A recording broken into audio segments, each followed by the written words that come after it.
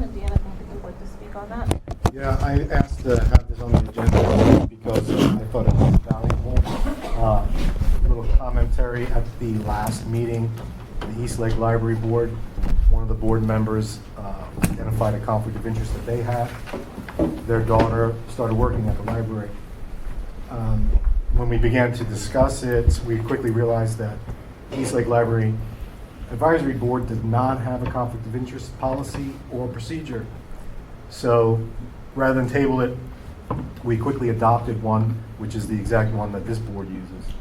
We have a conflict of interest form that we use. So we adopted that and then proceeded to have the discussion and resolve the issue. Two main points. One, having that procedure and policy in place allowed that meeting to not degrade, and it worked really well. And secondly, it was valuable. And I think so much so that I would recommend that this board require that each of the advisory boards either has one or adopts one as soon as possible so that they don't run into any conflict that we had like at the East Lake Library. Okay. Just for clarification, the board member's daughter is a volunteer, not a paid staff member. I just wanted to clarify that. If we haven't want any further clarification, I believe I did send it to everybody. I hope I did. I sent an awful lot of stuff. But in the statutes, chapter 113, 3143 is voting conflicts. If you want to read it, it's here. We'll try to keep those available to everybody. So if you have a question, we can use these as our guidance. Okay. Sunshine Law was next. I did have some questions on it, but just so you all know, I have got a bound copy of this to keep at our meetings. I will bring it, I'm putting it in the bag, so whoever's sitting in this chair will have a copy. If there's ever a reference that we need to make to it, or to ask a question, it's a bound copy. As well as I brought a bound copy of our bylaws. Sometimes I know we ask about them and then we're all fishing through our papers trying to find them. So I just tried to make copies. And based on suggestions from other people, I did bring a book of Robert's Rules of Order in case someone wants to question any of that. So we have some reference material. Any board member feel comfortable, these are not mine, they're everybody's. Feel comfortable. On the Sunshine Law, I did have a couple of things that I did what, I know that you kind of clarified them to me, but I'd like you to clarify them to the entire board. They didn't have that opportunity. That highlighted some of them. I just want to quickly talk on the highlighted topics to everybody. Well, we've always looked at the advisory boards that are created by you are different than obviously the Friends boards. They're not subject to the Sunshine Law, but any boards that you create are. So we need to make sure any kind of meetings are held for those that are advertised. Also, if there is a conflict, there's a difference between the people that sit on this board and the people that sit in your advisory board. So if there's a conflict of interest for somebody on advisory board, they can't talk about that issue. But you all, even if you have a conflict, will talk about it. You have the right to talk about the issue. You just can't vote on it if we have a conflict. So that's because you were put in this position, and it's a different position. The other board acts on your behalf. So we want to be careful on anything like that. The other thing is, and I think we need to make this pretty clear, and I believe everybody's aware, but we talk about this. So can you send information back and forth as board members? The answer is yes. You cannot comment on anything that you receive from somebody. So I'll use Phil as an example. So if Phil makes a recommendation that we should sod the East Lake Library for some reason, nothing wrong with that. That information is fine. But Dan cannot comment back and say, yeah, I think that's a good idea. Now we violated the Sunshine Law, okay? So you can get information, you can present information to each other. You just can't have what would be considered a decision-making or a conference between two people. And of course, the one that we always have to be careful about because of the makeup of your board is that you can't use anybody as a conduit. And the biggest concern of that, and it's not anybody in particular doing something, but let's say, for example, you went to one of the directors and you had a discussion about an issue, and that director by mistake tells you, oh yeah, that's fine, and so also is in agreement with that. Okay, now we violated the sunshine law, and that's we got to just avoid those situations. If you understand that anything that's going to come before you, that you only have discussions here. I know it's difficult because of the makeup of the board, and that you only meet once a month, and you don't really get an opportunity other than through workshops to talk to each other, but that's a restriction that you have. You should feel free, though, to talk to any staff members, to talk to me, to talk to the directors on any issues. That's not a problem. You just cannot have anybody act as a conduit between you. And that's more of a problem because we have advisory boards, we have people that talk to each other, and they may just say something by mistake. The way to deal with that is two ways. Number one, if something happens, then you just need to bring it up when we're discussing that item. So if we were discussing, again, sod on the field, and you had a conversation, you need to bring up, hey, by the way, this is the information I have. And the reason that is honestly, you're supposed to all make a decision together. You're supposed to make a decision with the same information. So if you're making a decision based on something you heard outside of a meeting, that's really not correct. Everybody needs to know that information. So you're basing your decision on the same thing. The second thing is anything that you were to do that was a violation of the sunshine law, so you know, we can correct it from the board. The board's action, we would have that matter brought before the board again, and they would vote again, and we would correct that. Unfortunately, it doesn't correct your violation. So there can be ethics complaints, and I'm going before the Ethics Commission in March to represent some people. They go after these violations, so I need you to take it serious. There are fines, there are potential removal of office for violations of the sunshine law. So just want to be careful on any of those things. Oh, there's a couple.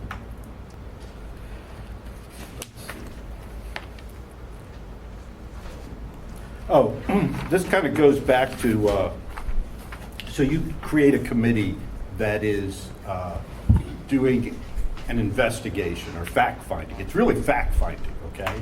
And that's important because unless you delegate to one of you, and if you said, and we'll use Bill as an example, if you said, Bill, I need you to go and investigate this and act on behalf of the board and do whatever kind of discipline you feel is appropriate. Well, that's possible, but unfortunately in that situation, all your meetings are subject to the sunshine law, and we have to advertise those meetings, and people have to be there public and have an opportunity to speak, all those things. Fact-finding, no. Because fact-finding, again, is bringing information back to this board, at which time the board has all the information at the same time and can make whatever actions they want to do. So I think people get confused sometimes when we give someone a job to do or look into something. It's really fact-finding. It's not creating any kind of investigation on their own. We could have people that are not on the board do that and come back to you, but we can't have board members to do it. We can create a subgroup of more than one board member, but again, that would be subject to the sunshine law. We'd advertise, have to have it where people can come in and speak and observe everything. So fact-finding is fine. It's kind of like akin to what I said at the beginning, which is creating a memo and passing it around. That's fact information that you're giving. You're not acting on behalf of the board. That was liaison. The other thing, so that you know, and I happen to know it, unfortunately, because I just litigated it, and it went to the 2nd District Court of Appeal, but we won. You cannot create what we call de facto meetings. And a de facto meeting is this. Let's say that let's just say one of the directors wants to discuss an item with you all that's controversial and meets with you all individually, one after another. And in essence is creating a de facto meeting by advising you of things and trying to get your input to make their decision. So we have to avoid those things also.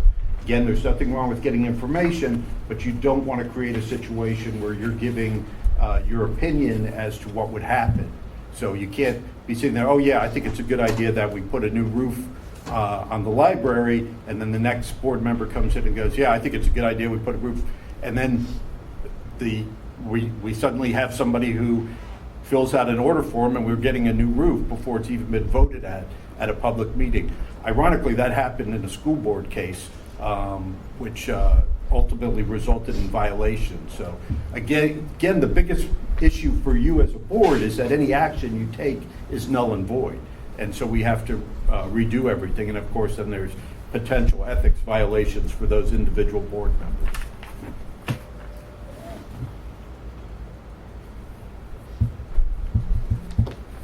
I think that's it. Yeah. Thank you. I think just clarification, I know when I first came on the board, Mr. Saltzman gave up in a workshop, he gave us a good hour or more, study on this. And I think that, we probably should do that again in the future. There's a lot of people that have come on the board since that time. Maybe we could work that into a workshop. Well, we can do, I've done this for other clients where we've done, say, 15 minutes on a subject at each meeting. So public records, 15 minutes, sunshine law, 15 minutes, ethics, 15, gifts, 15. So we can do it that way also. Maybe, how do you all feel about, would you like to do a little bit at each meeting and absorb it slowly? Because you don't want to hear me for an hour. How do I you like all that feel? idea, actually. Yeah, I think it's helpful. You're already here. So. Yeah, that's true. We could do that. Okay. Next thing on that is motions. I went back in our last meeting and I listened to our tape probably about 10 times to be able to write down a motion.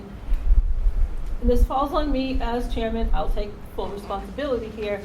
We have to make our motions very clear so we know what we're voting on. When they're vague, then we kind of get off on tangents and somewhere we vote and we're not voting on something very specific. And I read through it. So I'd like to ask, when you make a motion, if you could write down your motion, and at the end of, when we go back and say, please restate it, that you restate the original motion again. So it's very clear what's being said and what's being voted upon. I think that'll help everybody from having misunderstandings that we voted, no we didn't, yes we did. And I think that'll be very helpful. And then at the end, we can give those to. It will help me. So he has them written clearly, and that's what we voted upon, and that will help you for sure. I know I listened to it, and I was so confused at the end of listening to that. I don't know what we voted on. And I'll read it just so you all don't think I'm crazy. It is required that all FCSA board members as well as entity directors provide a performance evaluation for Deborah Griswold, Human Resource Director, FCSA, by mid-January. The goal here is to have a structure review and feedback session during our February 21st meeting. It's kind of vague.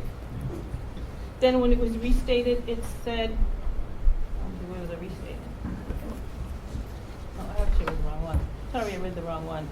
I would like to move that we remove the HR director's reports of the directors from our package and put them aside pending review, and we already asked Bill to step up and work with HR as the board's representative. I would like for Bill to follow up and come back to us in the future. We could have tightened that up. When is the future? Next month, next year?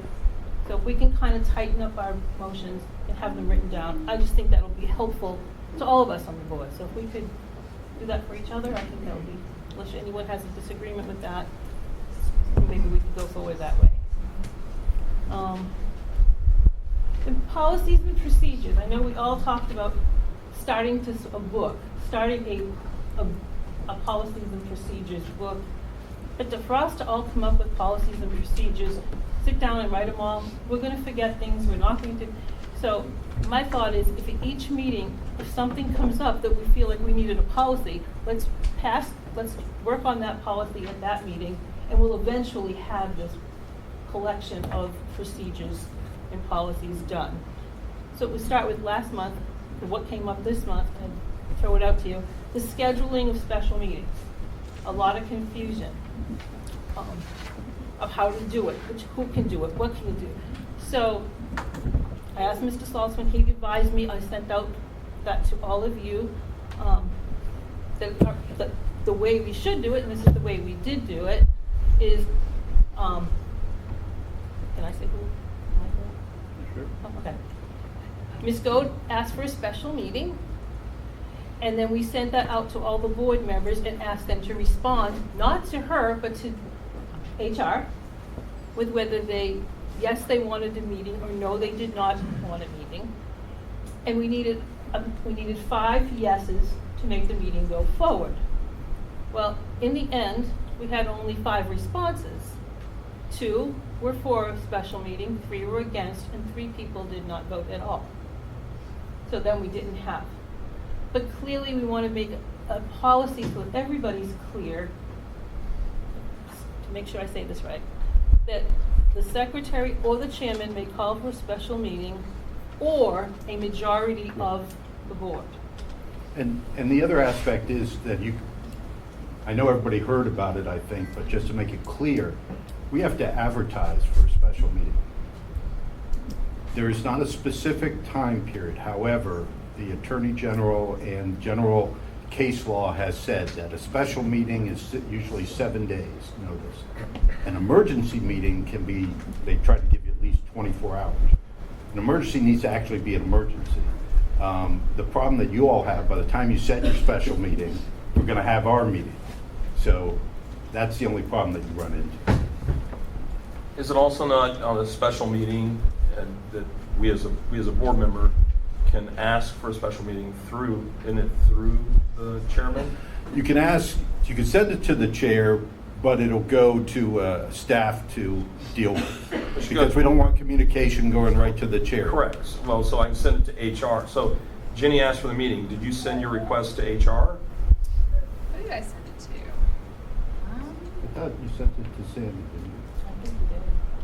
What's the correct procedure? There's nothing wrong with sending it to the chair, but the chair's going to turn around To HR. Yeah. and say, I say HR, but it's actually to the position that's whatever staff whatever position staff we position have. we Right. have.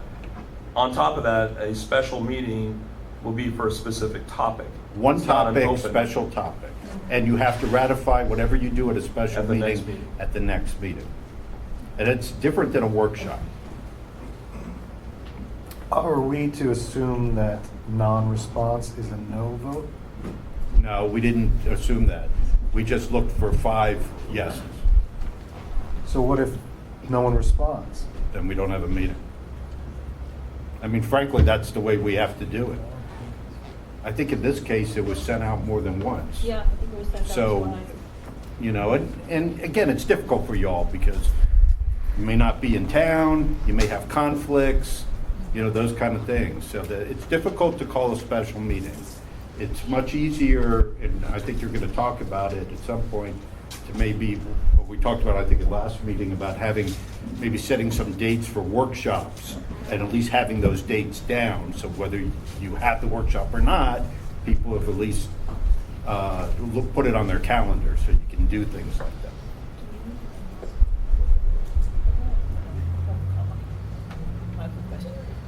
Okay, that's so, as a policy, we could put it in writing. Do we need a motion to do that? No? Yes. If you're going to create a policy, you Okay. need a motion.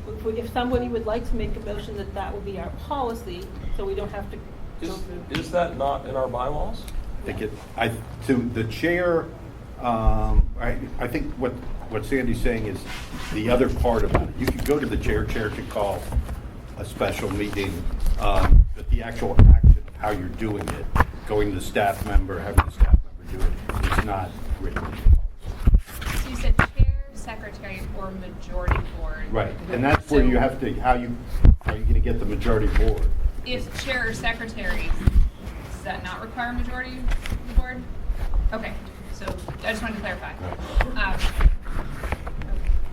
So the chair could call, if they felt, secretary felt that it was necessary to call it, they could do it. Otherwise, it's just the majority of the board, whatever you all want to do. How does the bylaw read? Since you're Alan.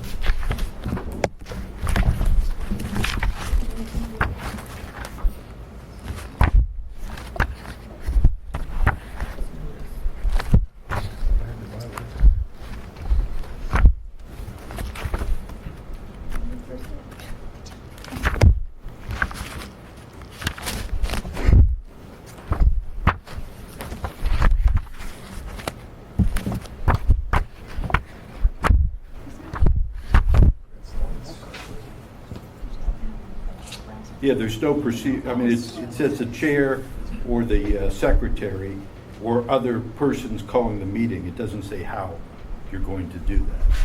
It doesn't say going to staff or, contacting those people. So if you're going to add that, you can either add it as a policy or amend your bylaws. I mean, this is clearly not an issue we deal with very often. I can't remember the last time you had a special meeting. It came up, so, I mean, I understand the need to have a policy, so Yeah. Yeah, and if we, make a policy. and I think if we're going to do a policy, we may want to have a standard template, we may have issue dates, we may have, who approves it. I mean, there's some confidentiality, there's stuff that has to be part of that template also to drive the process if we're going to use that going forward. So I'd recommend kind of coming up with a template for the policy first, and then actually do the policy second, and I'd be happy to help with that to draft something if you want me to, but I don't necessarily have to. Maybe you want to do that and then bring it back to the next We meeting. want, I'll do that, and I'll bring it back to the next meeting. I'll Awesome. confer with Andrew, and we'll make sure we have it. Okay. And then I mean, we can move forward on For the policy. temporary, you can note in the minutes that we discussed the procedures for a special meeting are this, which will be set in policy at our next meeting, perhaps. Yeah. If you don't feel that we all heard it, except for John, and understand how we're supposed to go about it. Well, I think it was just explanation Yeah, as to I what agree. happened. And just so that going forward, everybody's not trying to guess how it's done. So there is an actual written policy. So when, if it ever comes up again, whoever like is it. on the board, we may all be gone, and new people sitting here, they have something to go on. And they're not gonna go through the same process again that we just went through. How do we do it? Yeah, I agree. We'll set it in motion for those that come after us. A policy, a set of policies that we operate under, in addition to our bylaws. Let's- So it's for and- someone else. And let's be specific, the policies and procedures we're talking about right now are specific, our board policies and procedures, Yes. nothing more. Nothing more. Yeah, right. You have the ability, and I'm just throwing it out if you want to, is that when you adopt all these policies and procedures, that once a year, you re-adopt them, right? Yeah, I So agree. for the new board that comes in, you say, okay, here's our policies and procedures, everybody has them, is everybody comfortable with it? Because city commissions do that every year. They adopt their policies and procedures. And I just don't want to get caught in the, Fix is adopting policies and procedures for everybody. No, that's not what we're doing. We're doing it for our board specifically. Yes. Yes, for this. It's your board's policies and Yeah, procedures. yeah. You understand how it gets misconstrued, so I just want to make sure. Is this Got it. something we would want to task Ron with? Somebody has to be the keeper of the book, but that's, But eventually, whether we develop a book, or rather than trying to sit down and write a book, because things are gonna come up, and if we keep adding to it, eventually we'll have a book to pass on to those next generation of fix-a board members, that they have, so they're not doing what we're doing and trying to figure it Well, out. but It's- each time you adopt a policy, we should put it in an email to each board member so they Yeah. have it. So they have it. I'm going to speak for Dan real quick. It's the same thing, Dan, you brought up before, is that we had to track our motions and our approvals to make sure we were following through with what we were Right. doing, and that's why we were doing Motions list. the motions list. Right, because you weren't, right, things would just fall through the cracks. Agreed. And I'm working through those, and the goal is, as soon as we get some substance to that, that we also make it public on the website so that you can go back and look and see the process and what the rules are, and search and all those kind of things. But I'm going backwards, but I think Sandy's idea of from this day forward, we'll know to add it right now, and we don't have to revisit all of that, but I am looking back several years to try to find out what happened before, like, I got here, or what Yeah. other, that's- and It's Bill, all of helpful us to have do. that history available to you. So we're working in that direction, but I think it is important to, from this day forward, just make it automatic that it goes in that public record that will eventually end up on the website. And that's kind of where we want to Right. focus on. And the one more thing under that is, it came up at a past meeting, because we're looking at policies and procedures, is awards, plaques, commendations, things that we do from the board level. I believe we should formalize what things we do, when we do them. Jenny went out of her way last time. I want to thank you for doing that. I know it kind of came as a surprise, Jenny. We had spoke about one of our board members getting recognized, and it didn't happen, and Jenny went out, did it herself, you know, and Board said I could. well, I came into it. It was my first day, so I didn't know. One of our directors, wasn't it? Yeah, but the point was, she had to go out and do it on her own, spend her money. I don't know if maybe there's a donation for that, but that's not a legal question. But the point was, we should have a policy for that. And it shouldn't have to be, what if 3 board members got the idea and we had 3 plaques? You know, because we don't have a policy. So that's another policy we need to incorporate into how we do business. If we're going to do it, we should, you know, at the 5-year mark, the 10-year mark, whatever the board would like, that we do this, and it's done, you know, on a regular basis, and it's done clearly, and everybody knows, and, you know, you're not like trying to give away an award you've never seen before. You're trying to figure it out, and just the whole thing. Then it's consistent for everybody, and everyone gets them at those certain Lois has points. an anniversary coming up soon. Yeah, see? What month is your anniversary? November. November. You register? 25 years. 25 years. Isn't it like right around your birthday? And the anniversary of the law firm. I think that we need to have, That's if fine. it wasn't a policy, if we feel it should be, we should do that. So we need it before November. Well, anybody want, I'm just putting it out there. You all make the motions, I'm just making suggestions. Okay, so that pretty much covers some of the rules and things. If we can follow those, I think it makes life easier for everybody sitting on this board. Next we have public presentations and comments. We might want to send that microphone down there. I'll just call them in the order you wrote them down. Okay, so we do have a 3-minute speaking policy just for everyone in the public. Ron, I put over by you, if you can see it, or in front of you, a 30-second and a 10-second warning. I know when you're speaking, sometimes it's hard to time yourself. So I'll ask Ron to use his phone as a timer, but he'll hold up the 30-second and then the 10-second, so you know where you are. I know I can talk off forever and not realize how much time flew by, so we could use that as we speak. We'd like to call first Mary Ann Sanchez, and she's representing herself and her family.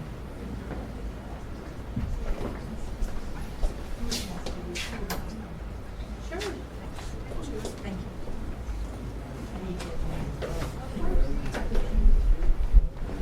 Good evening. My name is Mary Ann Sanchez. I am here this evening to offer a thank you. My family has resided in Palm Harbor for 25 years. It is now time to say goodbye. This community has the distinction of being served by groups that are of great importance to us in a variety of ways. I want to express my gratitude to both the Palm Harbor Library and the Palm Harbor Parks and Recreation. At the beginning of my career in education, I served as an elementary school media specialist, also known as a librarian. Due to that background, I feel that I am in some capacity able to evaluate the consistency of meeting the reading requirements of children. Palm Harbor Library's Children's Services excels in the selection of materials and programs. As a patron who has continually used those services of the children's department, or my grandchildren, I would like to reiterate, they excel. So to Palm Harbor Library, thank you very much. I was principal of Ozone Elementary for 15 years. During those years, I had the honor of interacting with Palm Harbor Parks and Recreation by serving on the rec board and by serving as a volunteer in a variety of events. I also participated in recreation activities with my family. Yes, I did play sports, beach volleyball. After retiring, I was employed at the center. The main responsibility was program, but in reality, it was much more. As a result, I experienced almost all aspects of the complex and comprehensive needs of the offerings provided. One of the most exacting demands of the staff was providing services to a variety of age groups in a multitude of facilities that needed to respond to schedules, seasons, and weather challenges. There were many.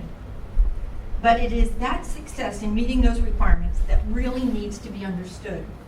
So to Palm Harbor Rec, thank you for the superior job that you do for this community. There is one person to whom I wish to extend a personal thank you, Erica Linford. I hope that I've just described in some way the requirements, flexibility, and commitment required by a director of Parks and Recreation. Even for me, who has some experience of keeping multiple balls in the air, I can easily recognize the talents required of true leadership in someone else. I have observed just that in my capacities as a board member, a volunteer, a coworker, and as a community member. I can use many adjectives to describe her commitment, ranging from her knowledge of the field, hard work, and integrity. I could go on, but it is her respect and concern for people that are what the public and coworkers see and feel. You can be the best manager, but fail. Erica has been successful because of her ability to have all the elements required of a leader and keep as her driving force her care and understanding of people who work, serve, and participate in the activities of Palm Harbor Rec. Erica, thank you.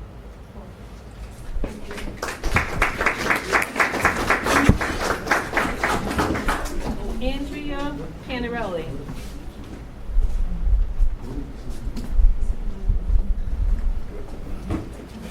Good evening. I am a former 15-year board member for the Eastlake Community Library, and I am here to express mine and only my concerns regarding the state of the current PHCSA board. Specifically, I would like to address the events that transpired during the January 17th, 2024 meeting held at the Palm Harbor Rec location. Prior to this meeting, PHCSA board member Phil Phillips gave Palm Harbor Parks and Rec Director Erica Linford not only her evaluation from the Rec Advisory, but also the evaluations of other directors who fall under the PHCSA governing umbrella. In doing so, he violated an ethical principle. His immediate resignation must be called for and accepted. Erica, who did not like her original evaluation from her governing board, used her position to persuade her own advisory board into rewriting her evaluation, reflecting her in a more positive light. Frighteningly enough, the board did as they were directed by Erica. They changed her evaluation, and in doing so, they unethically and illegally modified a previously submitted public document. In addition, Erica's son works under her supervision, thus creating the conflict of interest and its nepotism. Erica, along with the members of her advisory board, must submit their resignations as well. Another concern I have lies with the appointment of the newest member of the PHCSA board, John Holbach. Mr. Holbach, too, has a conflict of interest and must not be allowed to continue his position. The fact that his son works under the supervision of Erica prevents him from being an unbiased board member. This conflict of interest was never divulged to the entire PHCSA board, nor was it brought to the attention of the county commission. When I leave here this evening, a letter to Commissioner Long will be sent informing him of this existing conflict, with a letter also going to Commissioner Eggers detailing the events of the meeting in question. As with Phil Phillips, Erica Linford, Palm Harbor Parks and Rec's Advisory Board, Mr. Holbach, too, must submit his resignation. I could go on about the unprofessional witch hunt carried out by Jenny Goat and Bill Mazurek against HR Director Deborah Griswold, but I will go over my time limit. What I witnessed was appalling. I also call for their immediate resignation.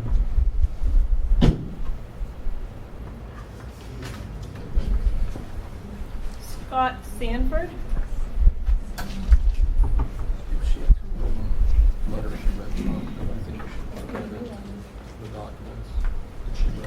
Good evening. I don't have quite a riveting speech to that. Andy? My name is Scott Sanford. I'm the fire chief of Palm Harbor Fire Rescue. I am here actually in support of Ms. Linford. I've worked with her for over a decade, and throughout that time, she's been nothing but professional and courteous with anybody and everybody that I've ever had interactions with her. I further want to tell you that I think anything less than glowing reviews of this individual is a shame. You have a true leader amongst you as a director. She does a phenomenal job. Many of the things that make Palm Harbor great as a community are a direct relation to her actions. She does this community proud. and I thank you for what you do. I just hit on one last thing for you. When COVID hit and the governor said they were going to give out vaccines, Pinellas County was awarded some vaccines. She was the first person I called. She immediately cleared her slate. She moved programs around. She went out of her way to make sure that this community received a vaccine if they wanted it. She is a true leader. She does a phenomenal job, and she deserves your support. Thank you.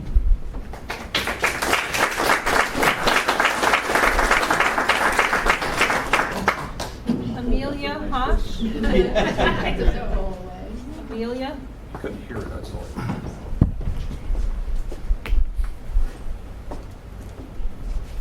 All right, good evening, everyone. Let's lighten the mood a little bit, huh?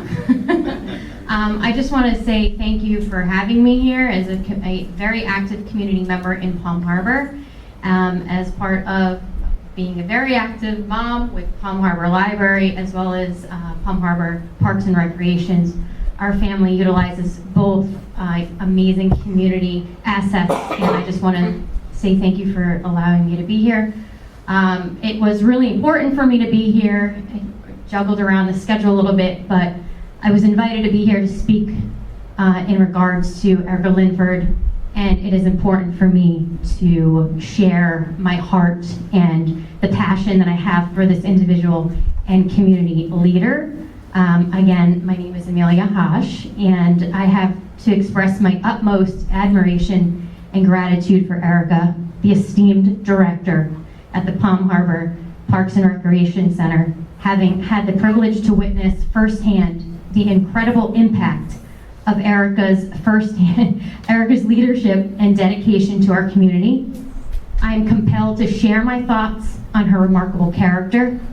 Erica embodies the epitome of integrity, compassion, and commitment to everyone she graces. She's an incredible leader in everything she does. Her unwavering dedication to providing inclusive community programs for individuals of all ages reflects her profound belief in the power of recreation to unite and enrich our lives. Through her tireless efforts, Erica has created a vibrant and welcoming environment at the Recreation Center, Parks and Rec, where everyone feels valued and included. What truly sets Erica apart, as I'm sure you can all agree, is her exceptional ability to lead with both professionalism and genuine warmth. She fosters a sense of camaraderie among her staff, instilling in them a shared purpose and passion for serving our community. Under her guidance, the Rec Center operates not just as a facility, but as a hub of connection and belonging for all who walk through the doors. Beyond her professional accomplishments, Erica's character shines brightly through her kindness, empathy, and generosity of spirit. She goes above and beyond to support individuals in need, offering a listening ear, words of encouragement, and practical assistance wherever possible.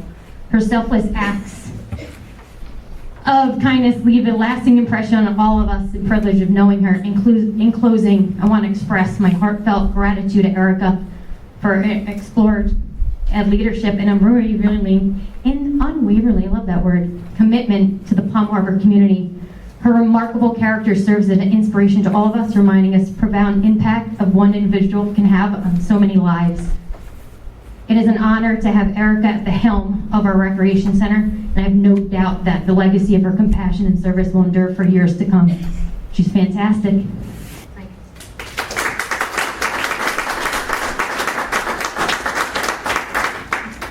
think it says Tamara. Okay.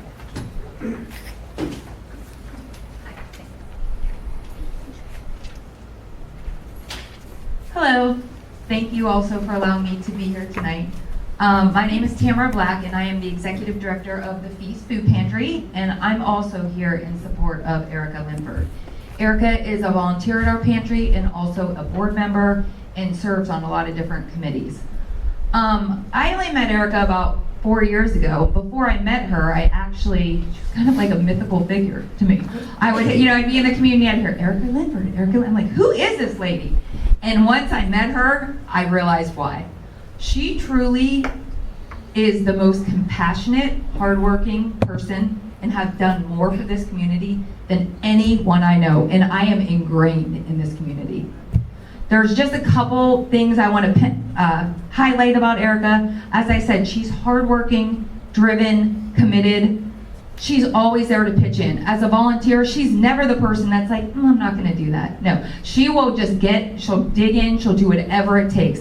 As a board member, whenever I say, hey, we need someone to, she's the first person to do it. And not only is she the first person to do it, she rallies the troops to do it. It's amazing. Food drives for our pantry. Before she was even on our board and we were desperate for food, she just put out a call. Next thing you know, we have trucks coming down the driveway with food because she cares about people and cares about this community. She also is innovative. That's something that, I don't know if a lot of people say that about you, but it's something I admire in you. She always has great ideas that she brings to the forefront to make things more efficient, organizations work better. In fact, recently, like I said, she's a board member. She's passionate, right? She's going to state her opinion, and she's a passionate woman who cares about others. Recently, as a board, we had a very tough decision about our organization. It was very, very challenging and affecting the families that we serve. And everyone on our board honestly had a different opinion. Erica was the one person who was asking questions, trying to understand, why do you think that? Why do you think that? And she was respectful and kind and really brought the group together and got us to, a decision for the board. So that was great. Then finally, she's just obsessed with helping. Obsessed is the only word I can use for her. Like I said, she's always jumping in. I see her with our clients, food insecure clients, who she treats with complete compassion and respect. And I just want to say in conclusion, because I saw that sign go up, I had so much more to say. We as a community are just so lucky to have her. Her dedication, her character, she's done more for this community than anyone I know, and we should all be grateful.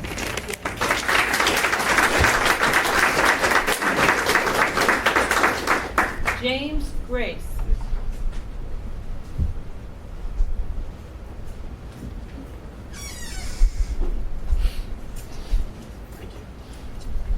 Hi, good evening, everyone. Thank you very much for allowing me to come and talk tonight. My name is James Grace. I am a PE teacher and educator up in Pasco County. I'm also a Safety Harbor resident.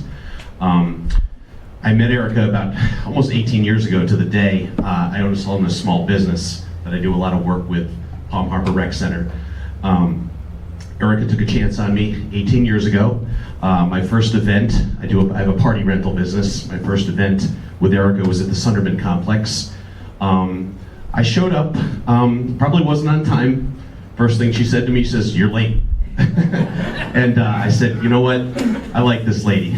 And I just want everyone to know what a phenomenal just person she is, leader for the community. My family's been blessed to know her for 18 years now. And my daughter has, it's the one camp that she looks forward to going to every year is the camp that they provide at the Palm Harbor Rec Center.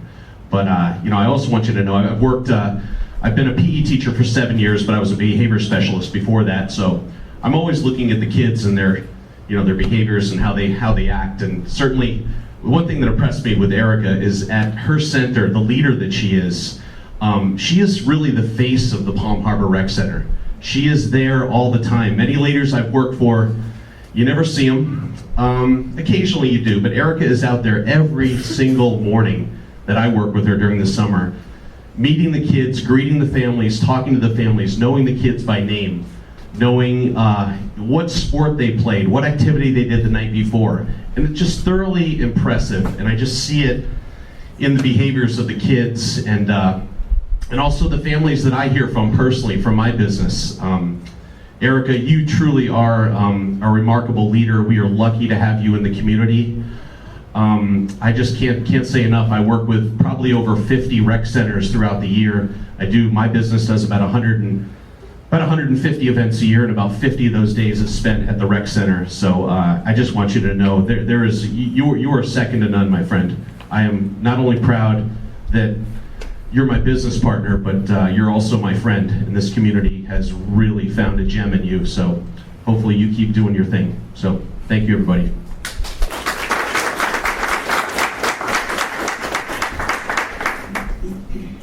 Dean Maratia.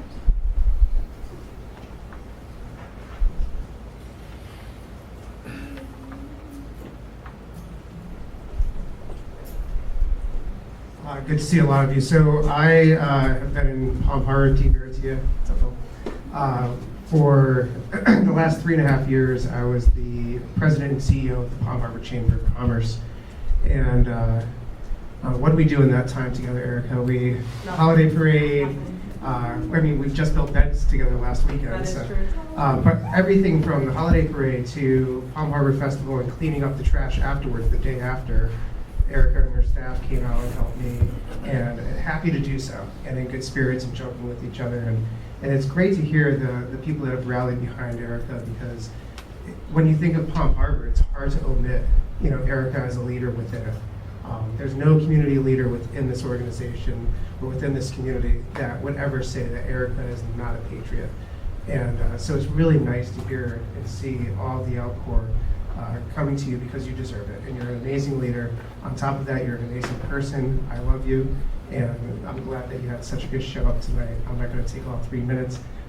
But yeah, thank you for everything you give to the community. And that's heartfelt. I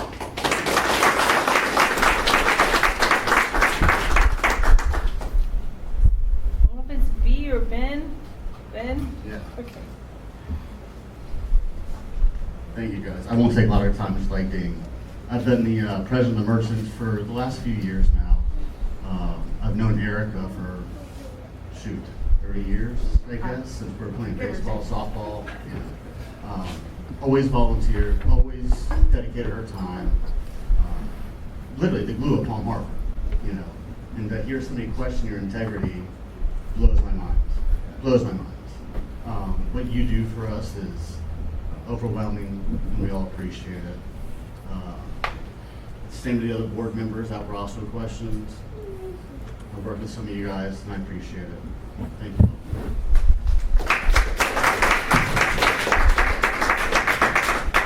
Dr. Gregory Bushman. Good evening. I am a Palm Harbor resident. I did not know Erica personally, just about her from the area, but I am a PhD in leadership behavioral, in leadership behavior. I've trained hundreds of government and elected officials throughout the state of Florida, and over 1,000 people use my research across the world in 20 countries in regard to leadership. About 6 months, Erica called and hired me to come in and do leadership training for her and her staff. During that training, I use scientific behavioral assessments that basically measure leadership aptitude, attitude, and how they like to lead via style. And the one thing that astounded me is that when Erica told me that this was a situation, I was completely blown away. There was not one single shred of evidence in any scientific leadership assessment that would indicate that she is anything but a directive, supportive, and participative leader. Matter of fact, her emotional intelligence score registered so that she actually brought me in because she was concerned that the staff was having difficulty communicating between the generations. There was not one single person that worked for her directly as a leader or anywhere in the organization that indicated any form of aggression or anything except for love and respect for this woman. And I've spent about 36 hours with her and her staff, and I just spent 4 hours with her entire employee group for 4 hours. And there was nothing but love, joy, and an amazing place to work, which she has created. And I challenge the person or anybody who would accuse her of anything different to put themselves through the same leadership rigor that she chose to submit to during this training. because I guarantee you, in my professional opinion, as a doctor, behavioral scientist, the person that is accusing her is projecting her own issues on Erica. Thank you.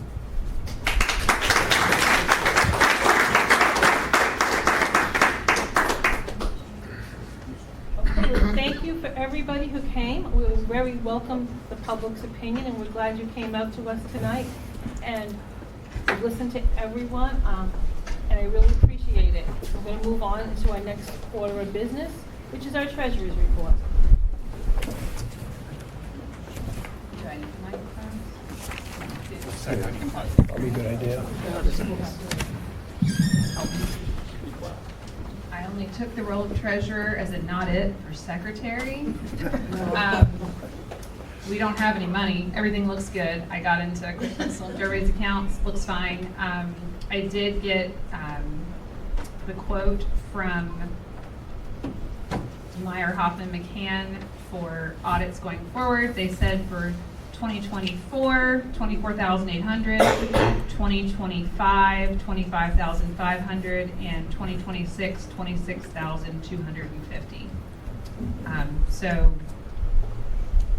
that's the quote from them. I will seek out other quotes from other auditing agencies. I wanted to kind of find out from the board if we had any particular organizations we wanted to seek out bids from.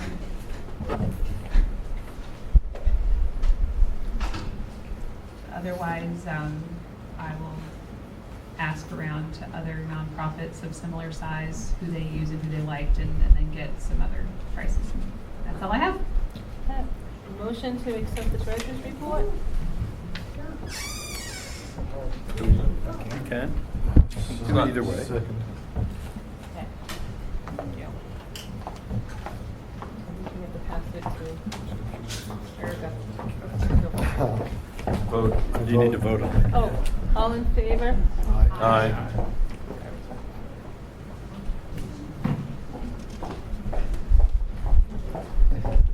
Okay, now we hear from Palm Harbor Parks and Rec. We have a motion to accept the monthly financials. Motion to approve the financials for January. Second. Any discussion? All in favor? Aye. Opposed? Motion carries. Motion to accept the Palm Harbor Parks and Rec Director's report. Motion to approve the director's report. Second. Any discussion? All in favor? Aye. Opposed? Motion carries. Okay, East Lake Rec. We had asked in previous meetings that we still needed to ask our directors to give a little update on the report. Oh, I don't know if that was a policy. It's not a policy, it was just asked. I mean, we were asked by a couple of directors, said we don't get the chance to say anything. We were just given the opportunity to chime in if there's anything we wanted to point out, that's all. Oh, let me chime in then. I can't be put on the spot and not chime. I didn't think just so. wanted to let the commissioners' offices that are here, Commissioner Eggers, know that I reached out to Diana Sweeney today, and within the same business day, got an answer to, we have a part on our HVAC that's gone out, and we got a quote, and I wasn't sure if it was a realistic quote, or I just wanted to give praise to you guys to hopefully hear the feedback, how wonderfully responsive she was to my email/phone message and responded back. So, and also I had a really interesting meeting this morning with Jane from, I don't know what department, but it's Aging Friendly. It's a program that the county is doing. What department is it? Merlin, but what department? Human Services. And we're going to partner with them at the center and do some programming, hopefully some emergency management education, some balance education, and I'm pretty excited about that because there's a lot of resources at the county that I feel like I'm not utilizing. So it was a great connection. I don't know who made that connection. I don't know. That is all, Madam Chair. Dean, you spoke earlier, handed this in. Okay. Sorry. okay, no Sorry, problem. We're going to move to East Lake Recreation. I know Mark's not here, but you're here. So we have a motion to accept the monthly financials for East Lake Recreation. Motion. Second? Second. Any discussion? All in favor? Aye. Opposed? Motion passes. A motion to accept the director's report. Motion. Second. Any discussion? All in favor? Aye.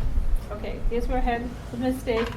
Was there any old business? We had none, but we do have new business. That was mine. It's under East Lake Library.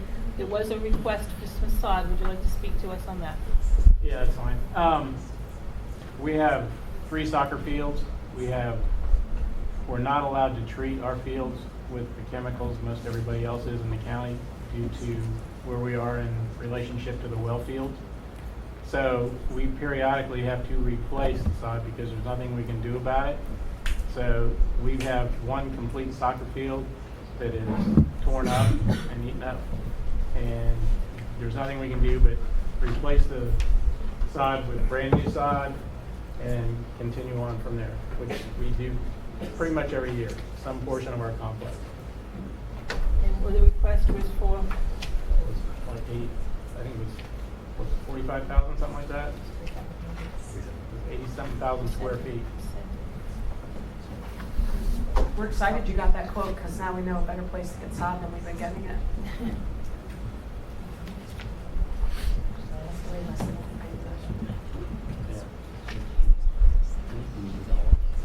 We'll need a motion, so we need to sign that.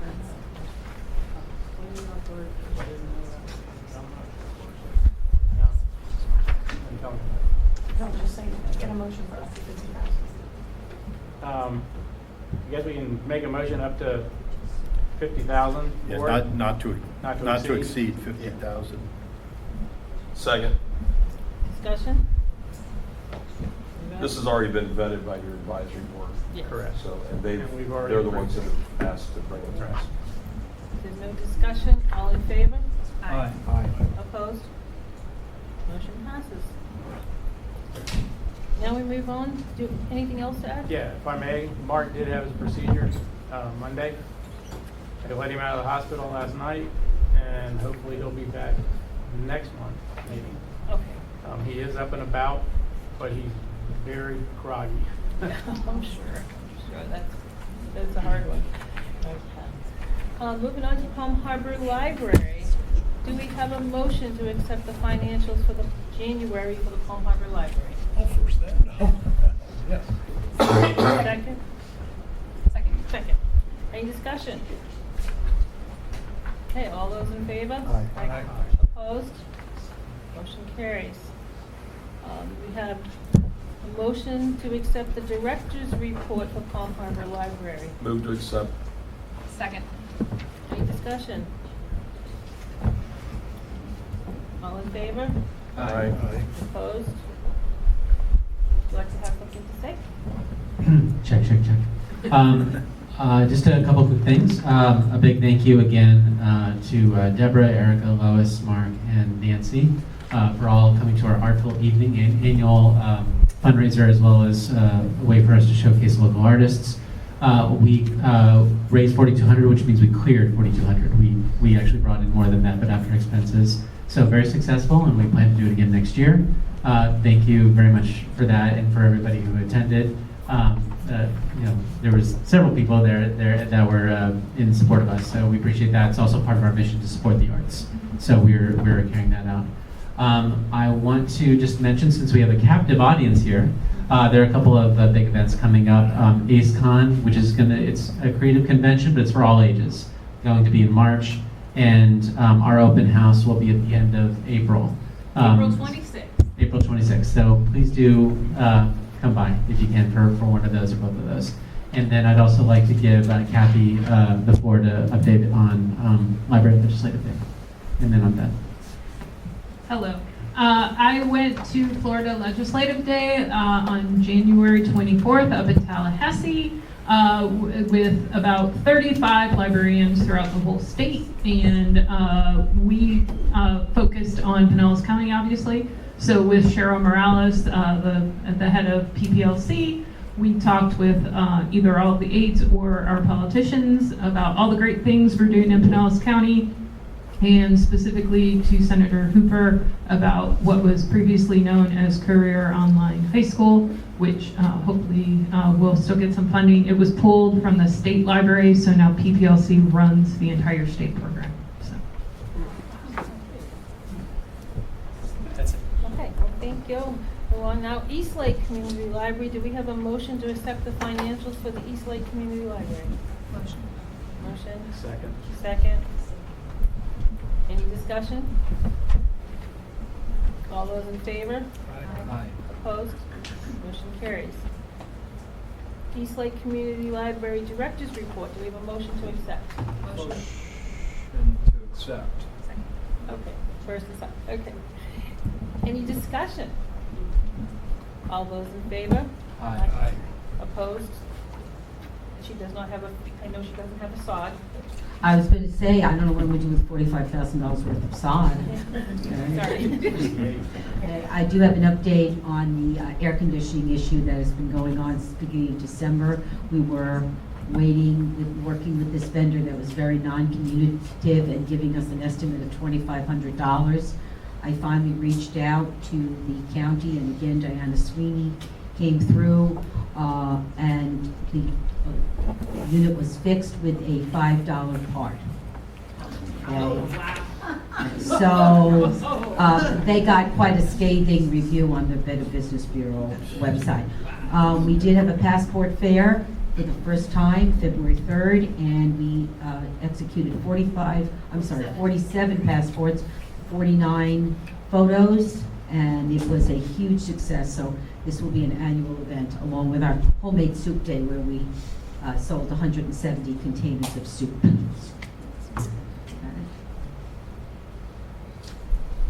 Okay. Thank you, Lois.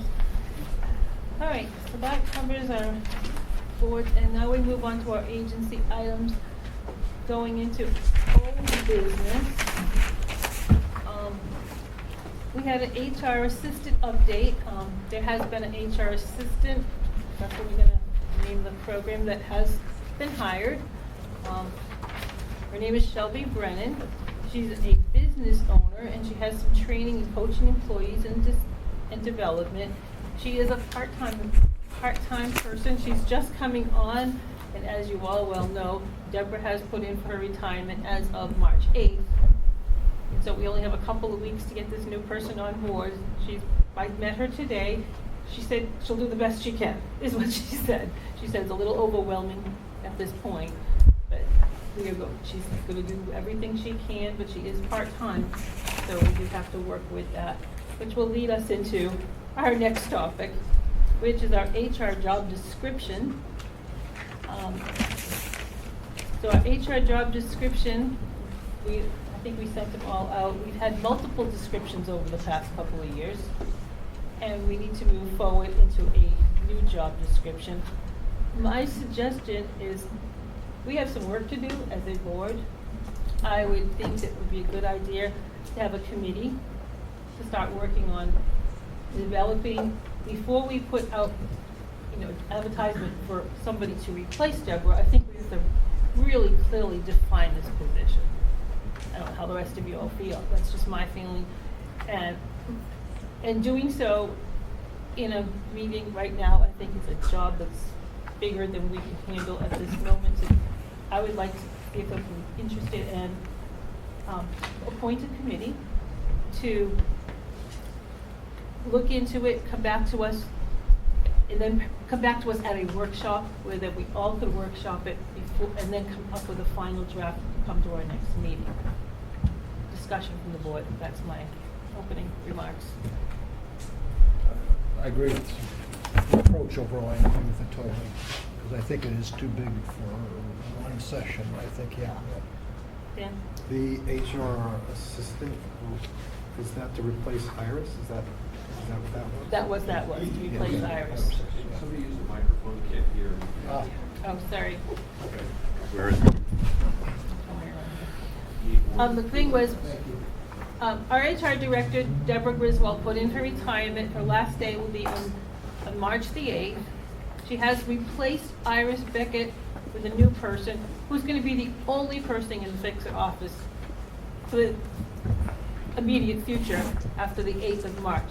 So we have to work somewhat quickly, but we also want to work carefully and make sure that we define it. I know you had mentioned maybe splitting a job of an administrator, but I think we all need to work through that.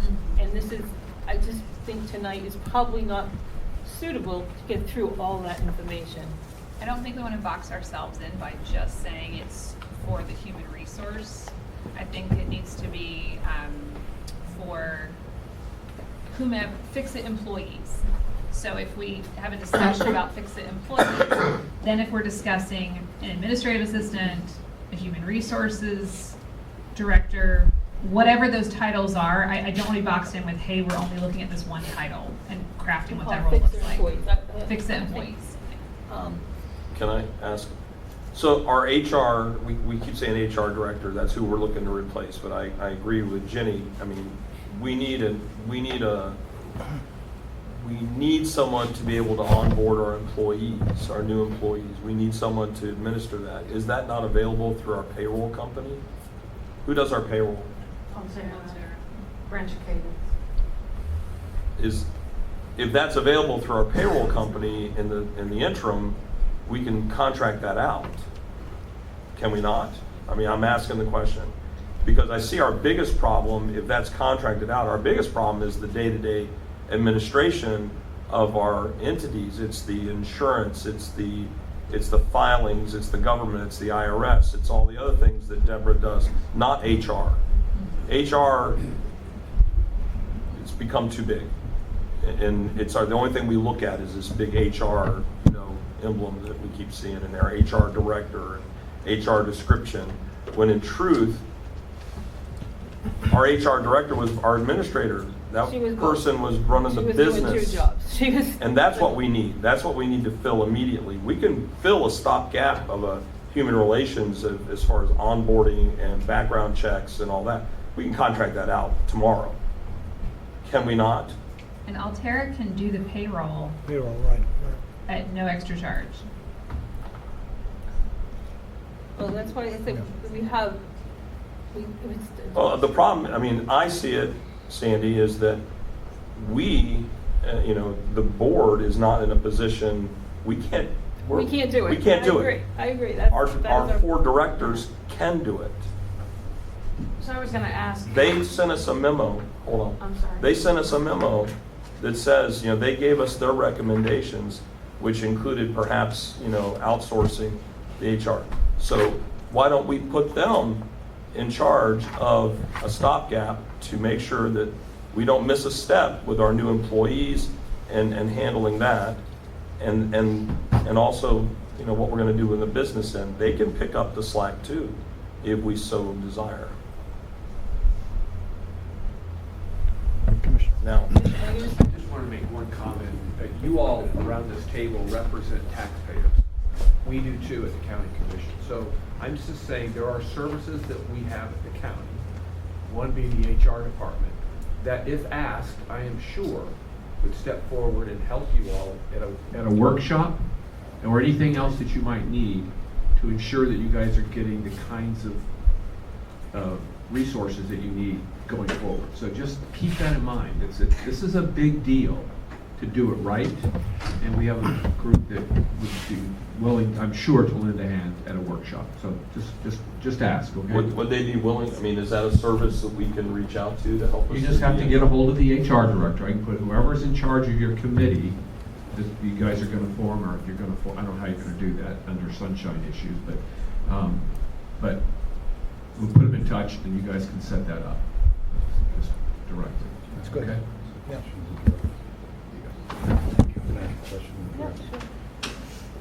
In the short term, what, are you guys comfortable with taking care of these issues? I did reach out to Deborah and asked her, I think the main concern was payroll and invoicing for health insurance. And she said Shelby is ready to do that day one, which at least was something that, during the transition period was of course major concern. We want our employees to be paid. okay? And make sure the health insurance, especially now with the new insurance policy, is being taken care of properly. So if that is not something we have to be concerned about starting March 8th, then we can move forward with the ideas that are being presented of a committee, taking our suggestions into account, as well as perhaps having a committee of maybe one board member, maybe Ron Walker, since he is not a board member, it wouldn't violate any sunshine laws, and work towards developing what, we all feel would be a workable solution to the problem. So the point that I was trying to make is that you're not in a rush. We're You not. can meet these things. If the No, directors are comfortable And that's why we handling reached this. out to Altera to make sure, I didn't even know Shelby was hired yet when we made that phone call, and I told Matthew, and they can do it. All we have to do is the same thing we're doing, is approving time cards at our level, sending any email communication that might be an anomaly, that payroll period, and then our people will be paid, because obviously that's our concerns as directors, number one, and obviously the benefits and all the things that Deborah divides up currently. If she's teaching Shelby that, I don't see any emergency where we have to knee-jerk a That's the whole decision. point, is we need to carefully and thoughtfully do this and not rush through it. That's why I was suggesting a committee. I think the idea of maybe the four of us getting together with Deborah before she leaves, and Shelby, to discuss, I think we're kind of saying some of the same things. There's sort of tiers here, like, okay, what has to get done right away? Probably not so much pressure because we kind of know, but we need to kind of put it in black and white. We all know what we're doing. We certainly, the four of us, can work together and make sure that our employees are taken care of. And yeah, then there'd be time because there are unanswered questions, and there's been healthy debate in this group about the way forward. It's a little bit easier when the person's not already in the position, and you may decide to go ahead and hire that position, and that's fine. But either way, you have to say, okay, what are the needs, and then you can decide whether part of it is contracted out, part of it can be handled by the existing directors, the existing HR assistant, et cetera, and go from there. So we appreciate you all taking our feedback into account.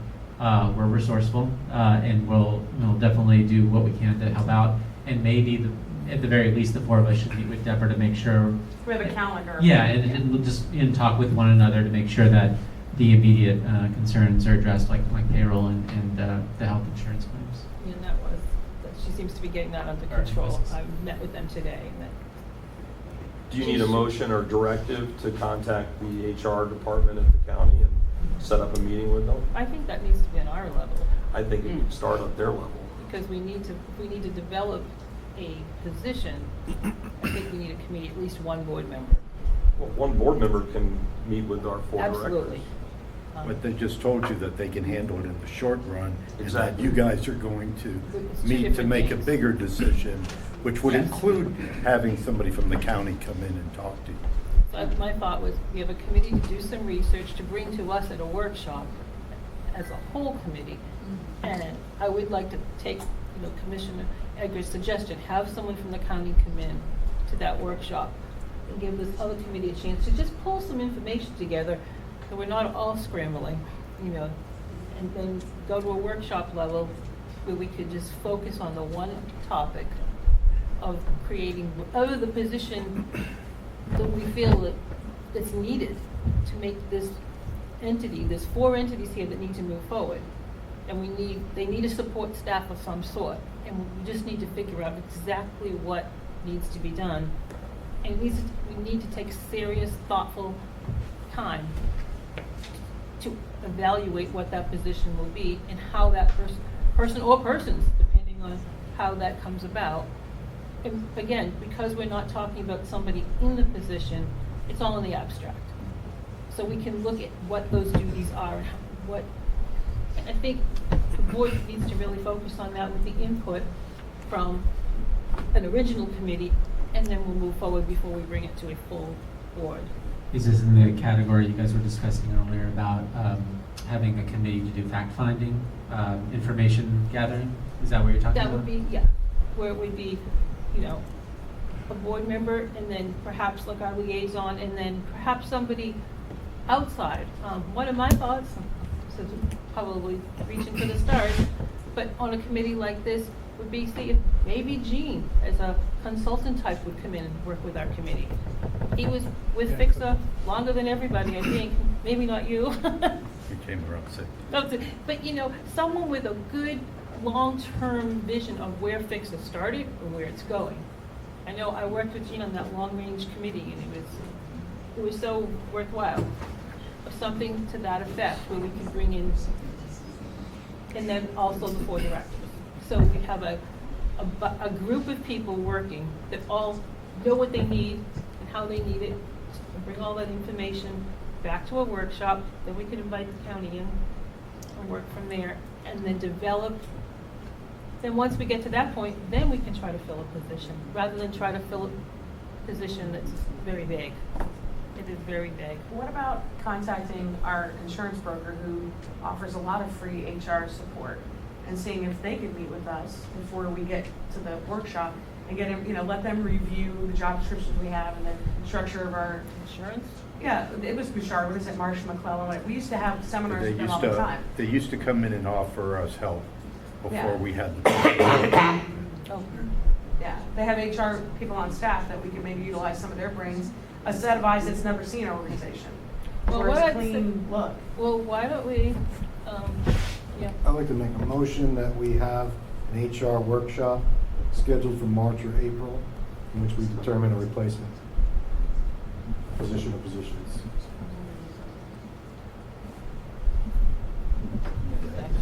We need a second.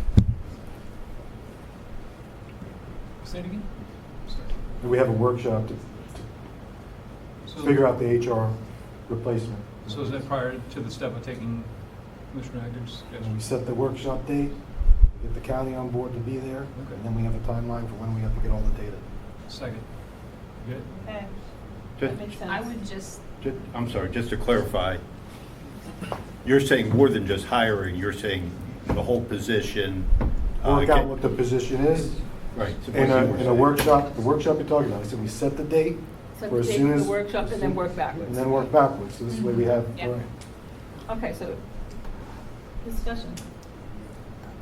I think it would be important to have not just the county HR, but Nancy Gibbon also be there, because one of the discussions that I hear all the time is, you know, we gotta play right with the administration and all that.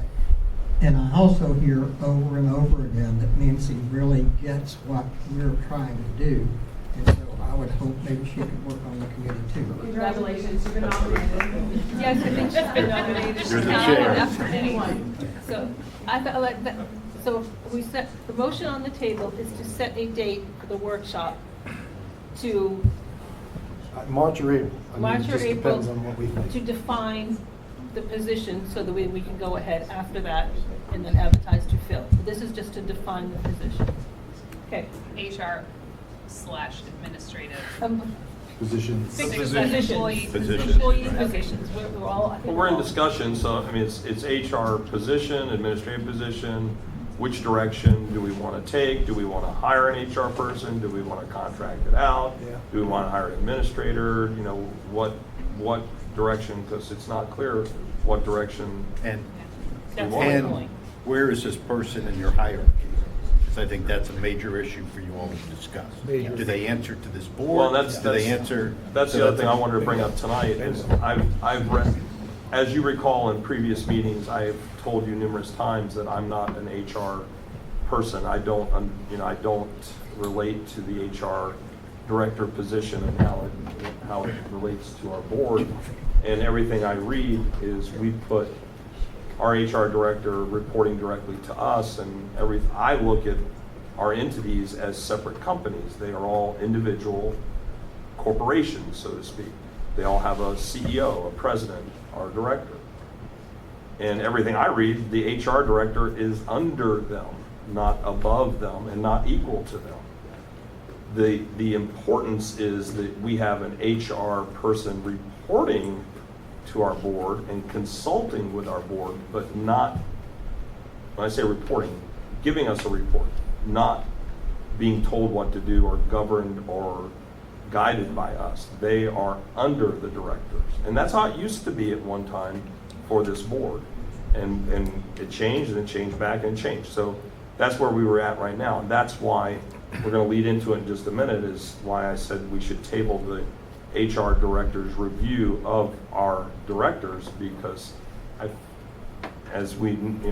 just don't think I think we put the cart before the horse, or we put the horse even with the cart, and it was the wrong, and that will get messed up in the transmission. Right, to that's not minutes. with the motion. Let's go back to the motion we're at. No, it's still with the HR position. It's still- That's that's something what- we need to discuss in that. But our motion in that right meeting. now is to find a date.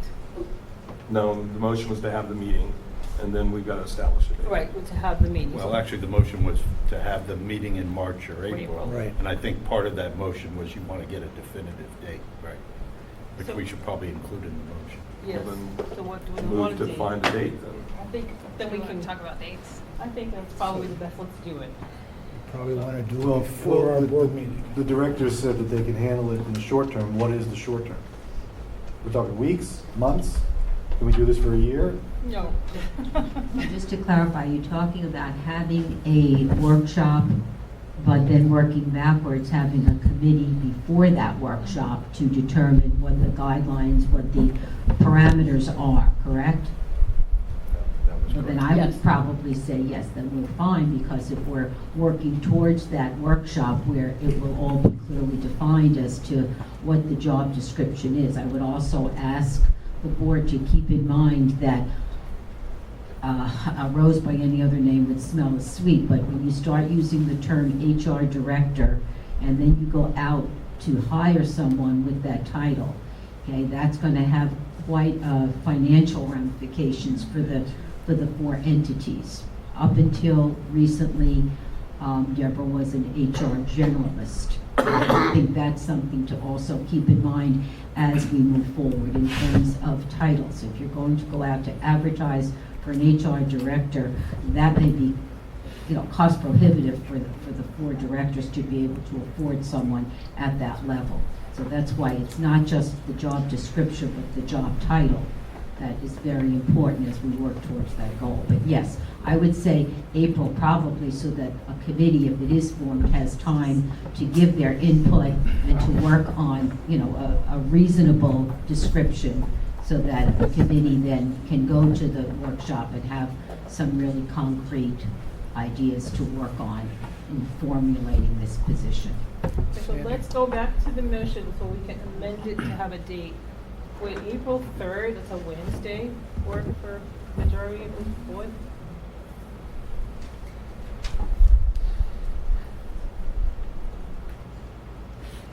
It's the first Wednesday of April. And our meeting would be the 17th. Yeah, it should be before the 17th. Yeah, Right, that it's the probably would 3rd, work. it's a Wednesday. Yeah. April 3rd is a April 3rd is Wednesday. a Wednesday.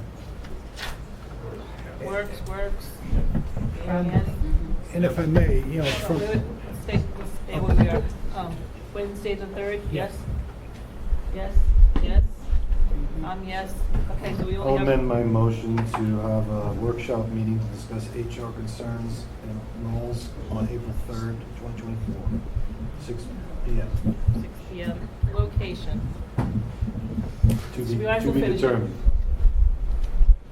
Anybody can tell us if they have an open spot? We don't.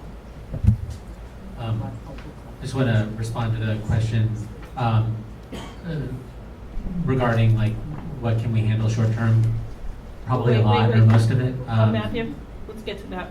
Let's work on the date first. Work on Oh, the okay. motion. Let's I was stay trying to focused. find- I know, but let's work on this, getting this date set, and then we'll move I'm on. looking to see here. You have Harper, yeah. At Harbor Hall if it's available.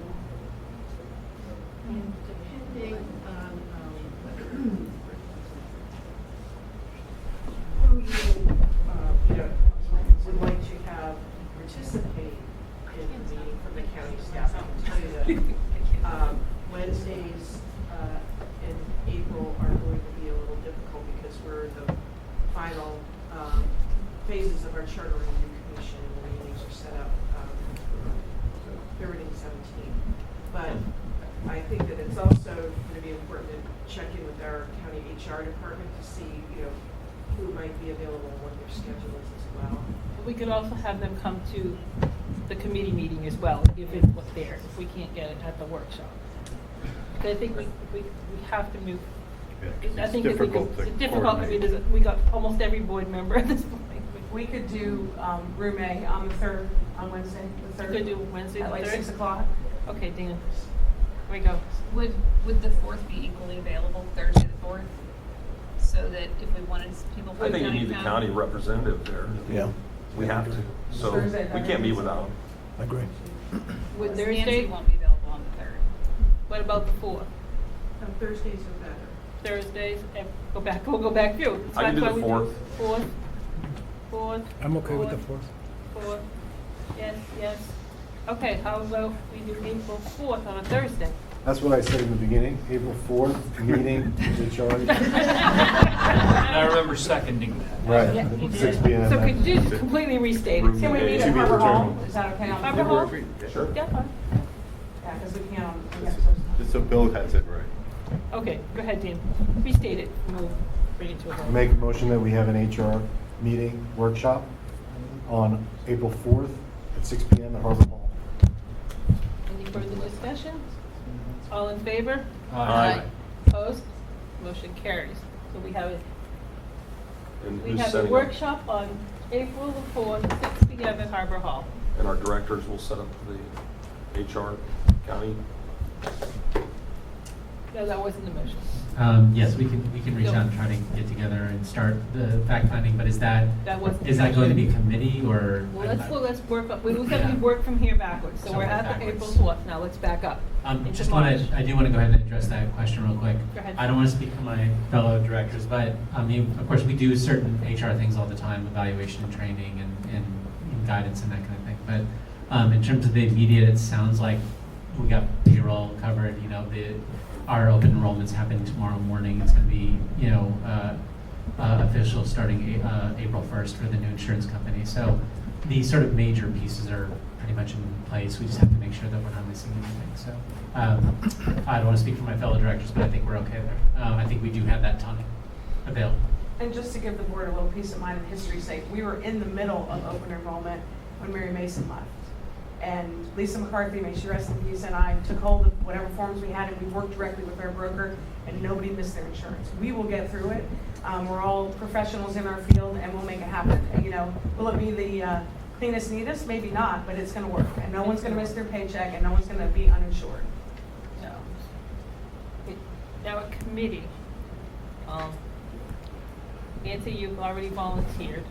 We're volunteering. She said yes. Nancy said she'd chair it. Oh, she did? Oh, she's the chair. Yeah, that's perfect. Dale's the chair. And I think You have Ron Walker to thank for that, not me. Don't point your finger this way. we have Ron Schultz, would you be interested in being on this committee? I'd be interested, but not chair. I could certainly help, but I'm kind of limited in time. Well, we have a chair.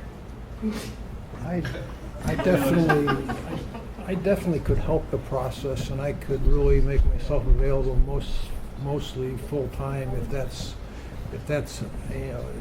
I don't think it's a full-time. I think we need the committee meeting as a group. Which probably have to be a lot on Nancy's schedule. Well, I don't know that we would have necessarily the committee meetings at 6 at night either. The four of No, us. the You committee know, you could can meet meet during whenever. Right. They right? don't have to be One public. board It's meeting. just a meeting. Yeah. It's fact-finding. It's fact-finding, and you can meet You can during the meet by day Zoom if and you whenever want. you And all. fact-finding, does that limit how many board members can be on the committee? No, however, It has to be noticed. no, however, I One get board. nervous Yeah, we keep it when to more one than board. one of you is in the same board. I think. Then I would probably, what Erica said, I would rather have it noticed. But I if mean, we have, if two board members want to help, do you have a problem if we just notice the meeting? well, Somebody has to take minutes. yeah, then we get, if we keep it, because we're going to have a workshop that will be noticed, and everybody will be taking part. So they're just going to bring us information and hopefully send it to us. I mean, if it's truly fact-finding, then it's not a problem. It's just. It's hard to make sure. Right. I mean, it's to hard make for sure. people not to say something. But if we have a representative from the county, our liaison, and a board member and the director's input, I think that gives us a lot to work from as a committee, and we don't have to This way, it does not have to be, I was just going to pick either Ron or Bill and just let it go. So it's just one of the two. Yeah, it's because Ron's been on the committee a long time. He's All right, been here screw a it, I'll long do time. it. Yeah. I need to take one for the team. Yeah. But I gotta be flexible with schedule. But I think that would work, you can work. And that way we have, and then your report as a committee would come to our workshop. It's not like everyone's, it's just a matter of bringing us that information. I make a motion that we form a committee and have Ron as chair for HR. Second. Can we have a non-board member be a chair? You can. Are we joking? It's just that- Are we joking about Nancy? Are we really throwing her under the bus? Are we joking about you being chairman of the committee? I thought so too. So, Include that in the motion. Let them decide on these chairs. Well, if Ron's chair, then he can at least schedule it. Yeah. All right. Yeah, I can schedule it, that's true. You can make- yeah. Second. Run it. Okay, so the the motion is to is, form a marketing committee, a HR committee with Ron as chair. Seconded by Phil. seconded by Phil, and the committee members would be Ron, Ron Schultz, Ron Walker, Nancy McGibbon, and our 4 directors will all work together to bring us the information. Any other discussion? All in favor? Aye. Aye. Opposed? We got that done. That actually cuts one of our other things off. You can cross it off your list. We hit it. Now we're into the HR director reviews that we want to remove from the table from, oh, I got one more thing related to that. okay. I'd like to make a motion that we do an exit interview with Deborah, because I found that helpful when Jean left. And we do a formal, and I can volunteer myself to do that. We could do it in writing or whatever, but I make a motion that we do an exit interview with Deborah. Second. Do you want to include yourself in the motion so that we just do one motion? Yeah. Sure. I'll make a motion that we do a exit interview with Deborah Griswold, and that I will have that effort up. Second. Discussion? So can I be part of that meeting? So the exit interview is just going to be gathering information from her, not making any decisions, not, I guess the answer is yes, if it's gathering information. There would be no decision because she's Right, you're not already making a left. decision. Yeah. There's no And decision. I would encourage all the directors, all the board members and directors to send me questions that I can give to her like we did with Jean. And then we could do it formally, and Ron, whoever, can be there, but also have it in writing as well. In discussion, I think it'd be good. I mean, I think it's better that more than one person is there for the exit interview anyway. So I agree with you. I think you're okay legally. Can I ask a question? Does anybody know if Gene's exit interview was a meeting, or if he was given the document to fill out? I sent questions, and we all offered to send questions. Deborah had questions. I believe he responded to mine in writing and to hers in writing, but also she met with him to talk about it. So it was a comment. But it was one-on-one.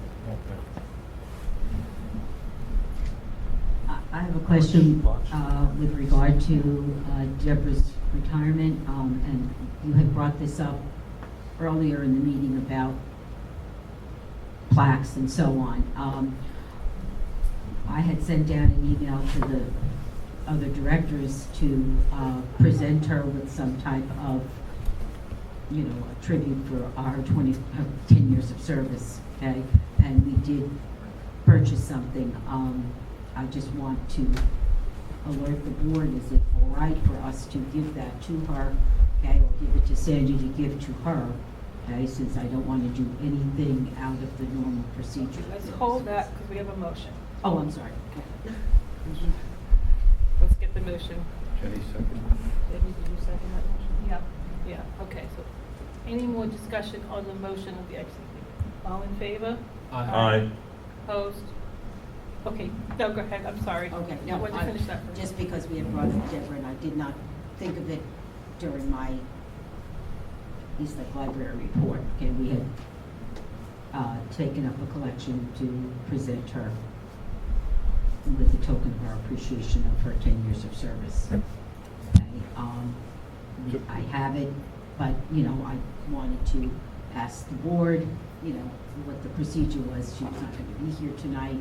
Okay, should we give it, can I give it to should I give it to Sandy to give to her on the part of the board, or what? What is your preference? Is there a problem with Sandy? I mean, if you want Sandy to give it to her, that's fine. Well- Bottom line, if we've set a policy for us to buy plaques and things like that, you're paying for it. It's coming out of your They budget. already agreed. So it doesn't matter. Yeah, I know, that's what I'm saying. I said, Right. because you paid for it, you have the right to give it to her if you Right. want to. You all- But if you'd like you- Sandy to present it to her, Whatever. you don't need a motion What for was the that. token? It was a cut glass vase, okay, with the FICSA logo on it, and, you know, in appreciation of her 10 years of service to FICSA, to the FICSA entities. Well, you, Are we or gonna did you meet personally, with are you gonna be with her Could tomorrow? we give her that? I would think that would be a nice time to do it. Tomorrow, fine. You all feel, Did you personally pay? Did you personally pay? The four of us. The entity, Yes. the entity's name. The entities pay? Yes, the entities. Okay, I was gonna say Yeah. we should reimburse you if it was Yeah, personal. oh, no, Okay. no.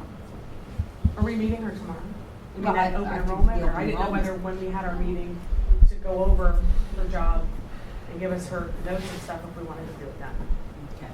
Or we could do it in front of everybody at open enrollment, that might be nice. No, I don't, Yeah. she's kind of a private person, I can Okay, okay. well, We'll since decide, you're giving but it to, as long as we to have give a guess to You're decide, giving it we'll to we'll the figure it out. approval, and, you know, just to the sake of transparency, the board to know. Are you since looking it's for the FICSA board to- emblem on there, logo. agree.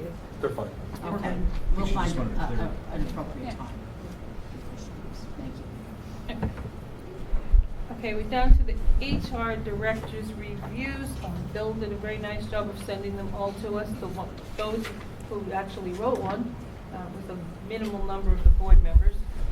I asked for information from Deborah long ago in order to be able to do the review, and she didn't answer any of my questions, so I didn't have enough information to be able to fill out the review. I felt the same way, actually. Yeah. And so, at this point, Deborah has put in to retire. Do we just take her, the ones that were written, put them in your file and call it a day? Do we need to, You can do that, it's whatever the board wants I to mean, do. in all honesty, are we gonna sit down and review someone who's got 2.5 weeks left to work? It doesn't make a lot of, I think the only thing to take into consideration is if she wanted to come back out of retirement, we would not have a final review to look at. We would just have pieces of feedback that hadn't necessarily been vetted by the board or well, if agreed upon. she would have to be rehired, correct? And that might be a completely different position. And it might be a completely different position for that, by then. It wouldn't be the same. Yeah, it's an interesting question. I mean, the reviews as they sit just go in a personnel file if that's what you choose to do. I So mean, if that'd be anybody something asks I'll to see it. process, obviously, as part of the committee, looking at what that new position is. So that's, you know, the more data I have, the better, but to spend time on it, thinking she might come back or not come back to a position that might not even exist, is futile. You want a motion? Is that what we're looking for? I don't know if you need a motion. I think you I don't just think so. need to Just pass. decide how you all want to do it. Put them in a personnel file. Well, is that, to clarify, anything that we submitted, is that in a personnel file automatically? Yes, it would be, because they're public records that would go in a They'd personnel all file. go in there anyway. Yeah. So they're in, right, they're in there anyway, if that's It's how you just, want to leave it. if we want to leave it at that point and not continue it to go forward.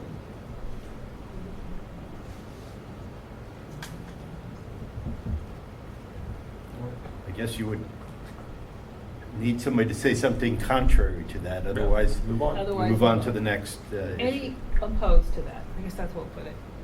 No. Okay, then we can just let that be. Now we went on to the reviews that the HR wrote that we tabled last month. That's the next thing to bring back. We discussion on those that we'd like to, again, If I had the power, I'd purge them all, but they're already public records, so what do you do? Well, I would make the motion that we bring them back on the table and discuss again, because I was not here at the last meeting, but I listened to the meeting, and I didn't understand why they were tabled. And so I'd want clarification as to why they were tabled. And I guess the easiest way is to untable them and then say, you know, let's discuss it again. And if I can get some concrete reasons why they're tabled, that would help me at least determine whether or not we need to officially not include them in the review process. Well, you need a motion from person who tabled it, or one of the people who tabled it, voted to table it, which I think might have been, was that everybody? To just put it back on the table. We're doing Robert's rules. Bring it back up, put it on the table, and then discuss it. Or the opposite, move that we do not bring them back up and we remove them from review. Yes, but they are a public document, and they're There's a- still, you can't do anything about it. and they'll be kept in our files. Well, in our files, but they won't be part of the personnel file for each employee, though. That's That the is difference. correct. They would not be because you've That's tabled them and they're, but they are. They're So if part somebody of comes in and goes, yes, public yes, records right. request, I want to see it, yes, we have to give them. That's the difference. And Right. you Prefer want they part not of the- get put into the personnel files. Because you tabled them and you never took action. I said I prefer that, so do you want a motion? So I move that we do not bring them back up. You don't have to move that. Okay, what do you want me to They're say? tabled. So if nobody brings them back up, they remain tabled. Well, my motion would be to bring them back up. Right.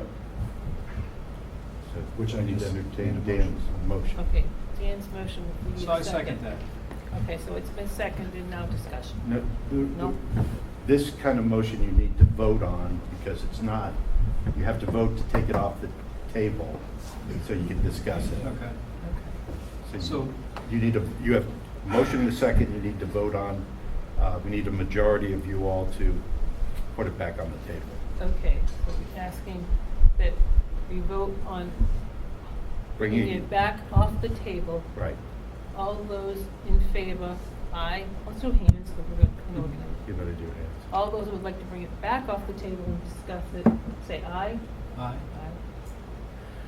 Opposed? Okay, so we keep it tabled.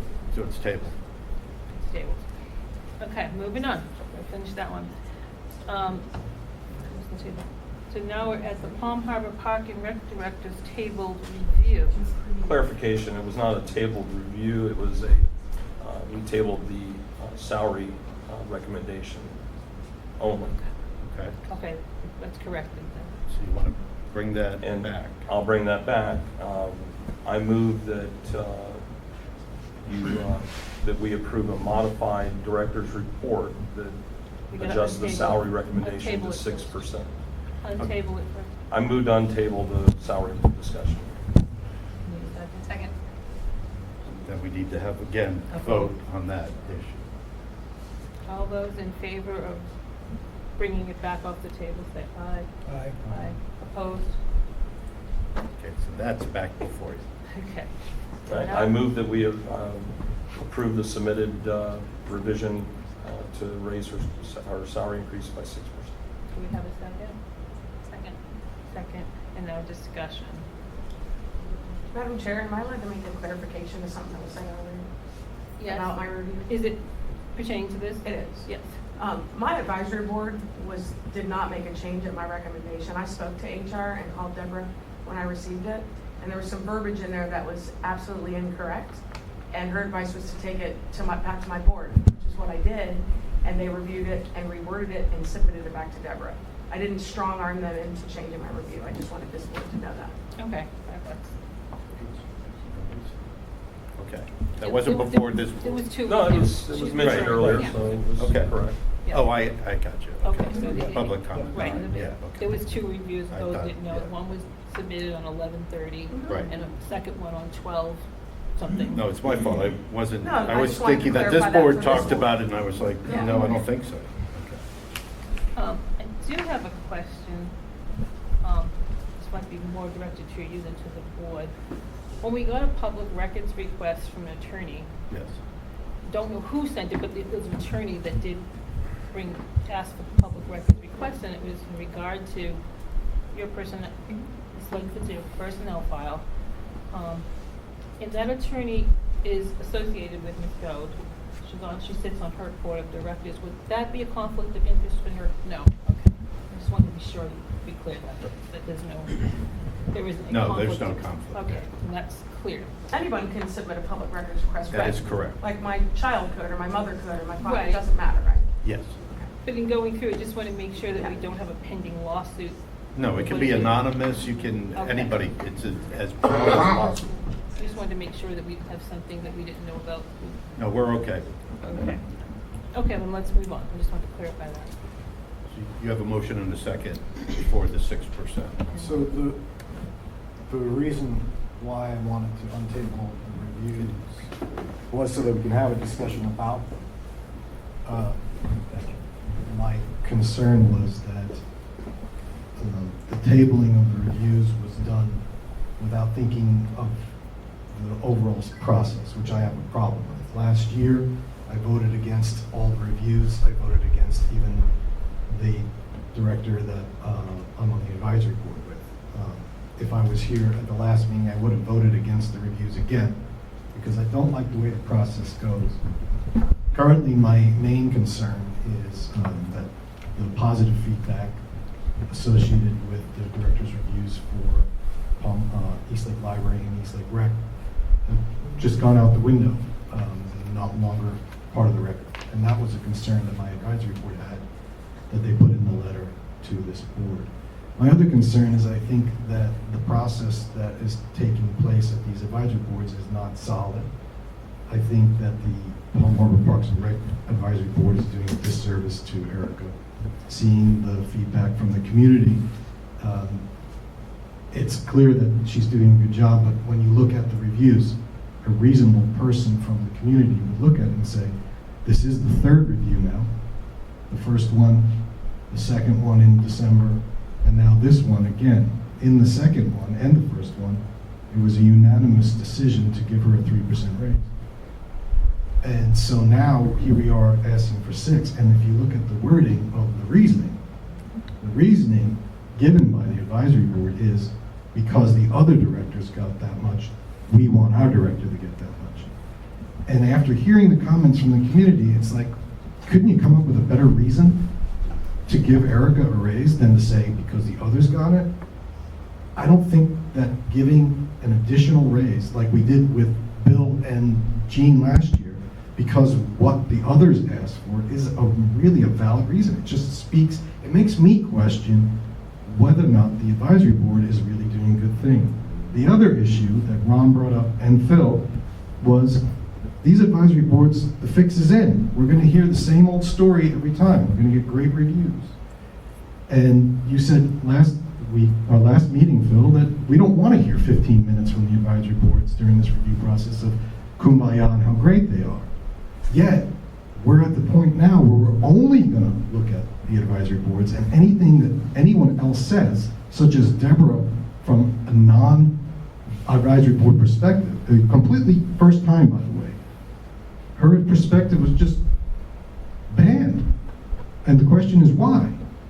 Do we not want information? We don't have to acknowledge it and say, we have to acknowledge it. We don't have to say, well, her word is gold and everyone else is wrong. But when you look at the advisory board process from Palm Harbor Parks and Rec, there's so many missteps in the process that it makes me question whether or not we should be putting all of our eggs in that basket. And then when you see that we discounted Deborah's review, granted, it was different, but that doesn't mean that it's wrong. And that's why I wanted to bring up the other reviews. But now that we're talking about this one, I really want to know why it would be tabled to begin with. And then I also want to know why there was 3 versions of this review for Palm Harbor Parks and Rec. I just think that Eric is losing out here as a result of inefficiencies or just the process is broken at that advisory board. All right, my turn. The advisory board process is not broken. The first review that Erica was presented by John had not been reviewed by our board before it was submitted. The comments that he had written through were not what we agreed to write. It was similar, but it was not what we had said. So we asked John to go back and correct it, and that was the reason there was a second review. Now, that also was presented to her at last minute at a Christmas party on the back of a pickup truck instead of sitting down in the parking lot. And it's because John was in the process of leaving the advisory board because of the FCSA position that he was being asked to take. All right, so the process isn't broken. We actually reviewed it. We were very sincere in our comments and everything else. We were very critical of her in some stages, but the work that she does for us is you don't want to hear the praise fest, which I agree with. You don't. But when you put it down on paper, the number thing, it's in the comments, and it's the comments we were very specific as to what we thought she lacked and what she thought she should improve. There is not a third revision of her review. The third one that's been submitted just changed the salary recommendation. Salary recommendation was not done because of the other directors getting substantial raises. It was because our advisory board was directed by the chairman of FCSA in the correct way that we thought at the time, is that FCSA was not going to approve anything more than a 3% raise. It wasn't going to happen because it was something fiscally, responsible was to not do that, since we had already given a 4.5% COLA increase. But at that meeting, we gave significant raises. You guys approved them. Each of us, and let's review again the process of a financial decision by our board that the 4 county appointees and the advisory board for that specific entity are the ones that approve a financial decision, not the people that are in the other boards. So when I bring something to you, or the Eastlake Library brings something, the advisory board member that sits here, chances are they're going to vote yes. They're going to be in favor of that financial increase or financial decision. The other 4 votes are from our county appointees, and they're the ones that have to be educated and be, understanding what they're doing and what they're voting on. So that's why I asked to table her 3%, because our advisory board actually wanted to give us actually we had 9%, 8%, because of the duties that she's been asked to do, because of the increase in responsibilities, because we've got a gymnasium that we're starting probably this year. We've got another building that we're building this year. Our programs have increased tenfold, and that all sits on her shoulders, nobody else. So her job has increased. But I advised our board, I was not president of the board at the time, I was the FCSA representative, I advised them, it isn't going to get approved, guys, so don't send in a 6 or 7%. I don't want to sit through another meeting arguing percentages. And we just approved everything. So I said, no, it's not fair to an employee to give her a 3% because we were following what we thought was FCSA's guidelines. So we went back, I told you at the meeting that we wanted to give her a 6%, but you couldn't change it at the meeting because I had to go back to the board and get their approval to then present it to you tonight, and that's what I did. The process isn't broken. The advisory board does not do her a disservice, and I take issue with that, so. Well, I have a question for what you just said. You said that after John submitted the first review, it did not have any recommendation on a raise, the first one, the 11th. Correct, it didn't. And you said that the board went back and looked at it, but you had no meeting in December. So between 11:30 and the end of December, how did your advisory board change what was said if you didn't have a meeting? John, okay, we didn't have to have a meeting. We all got the review. It was sent out. We all read it, and we called John up and said, John, go back and check your notes. This isn't what this isn't all that we agreed to. Go back and check your notes. Get it correct. Okay, so there wasn't a meeting. It sounded like you said there was a meeting. No, there's no collusion. We just asked John to go back in your notes and get it correct.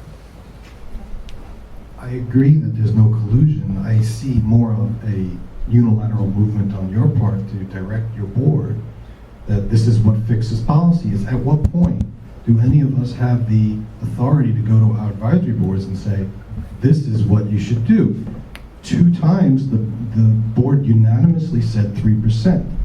My vote for whatever Erica's raise is going to be the same no matter what it is. If it's 50% or 0, my vote's the same. It's not a non-vote.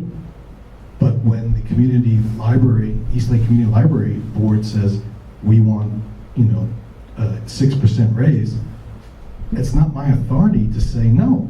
You can't do that. They're never going to approve that. I think you're acting unilaterally there, and you're stifling or filtering the voice of the advisory board. And you can see how that causes a problem here. Because now, and I'll read what they said in the most recent one, director's salary increases were discussed based on the ranges increases granted to other directors of the board, determined to adjust our recommendation and motion made. Based on the ranges of increases granted to other directors, that's exactly what you wrote. This is from the advisory board. Again, I'm not saying the process is broken. I'm saying the Palm Harbor Parks and Rec process is broken.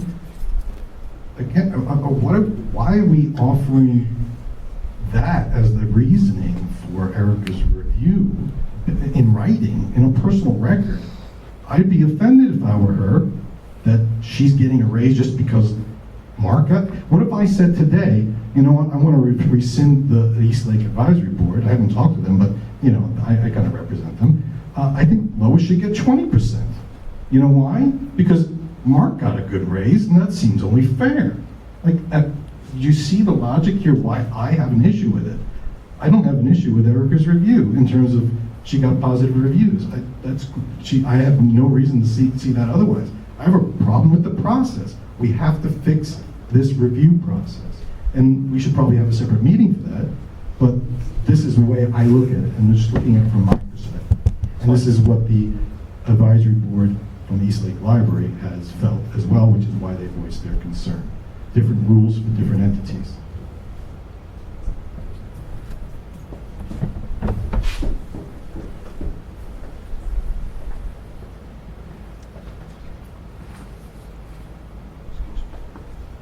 We missed you at the last meeting, and so I think that some of what was experienced, you may have missed out on. I think we're getting hung up on the word usage, because what happened during the last meeting was that people from advisory boards spoke up as to why they were looking for such large increases. And Leslie Swartzkopf from the Palm Harbor Parks and Recreation Advisory Board spoke out against the raise recommendation. And part of the conversation at our last meeting was specifically why these raises were recommended, why the salary ranges were recommended, and specifically the cost to replace employees that were doing this level of work. I don't know, with the amount of work that Erica does, that we could replace her with 2 employees at that salary. So it felt to everybody in the room unfair that it was at that 3% versus that recommended 6%. And as the chairperson of PHCSA, of course, everything that Phil would go back and say carries a lot of weight, and they do look to people who are on the PHCSA board to get guidance. So I think that he truly thought we were going to stop at that 3%, so he wanted to make sure to ask for the maximum amount, and then realizing that more could possibly be awarded, wanted to come back with that recommendation, especially after hearing from other people on his advisory board speaking to that, and hearing the conversation consistently with each of the entities of the justification of the cost to replace or fair wages for that particular position in the industry. How any of these directors, because they could go get more money somewhere else, and we would like to keep them because they are top level talent. So I think that was the conversation. I lost faith in the process when that happened. and it isn't, I'm not picking on anybody. I sat at their last meeting and I heard Erica under her breath mentioning something about Mark's increase. She was right next to me, but that's not, and I wondered why today we had, and I love praise is great, but I came in blindsided wondering why is everybody up here saying great things about Erica today? I'd lost that. I'm wondering, did that have to do with the last review, or are we going to do this at every meeting, wherever we're at? So at East Lake Library, we're going to have a bunch of people, and that's great that you say that. I applaud the efforts. That's why I'm here for free, once a month, trying to give as much as I can to my community as well.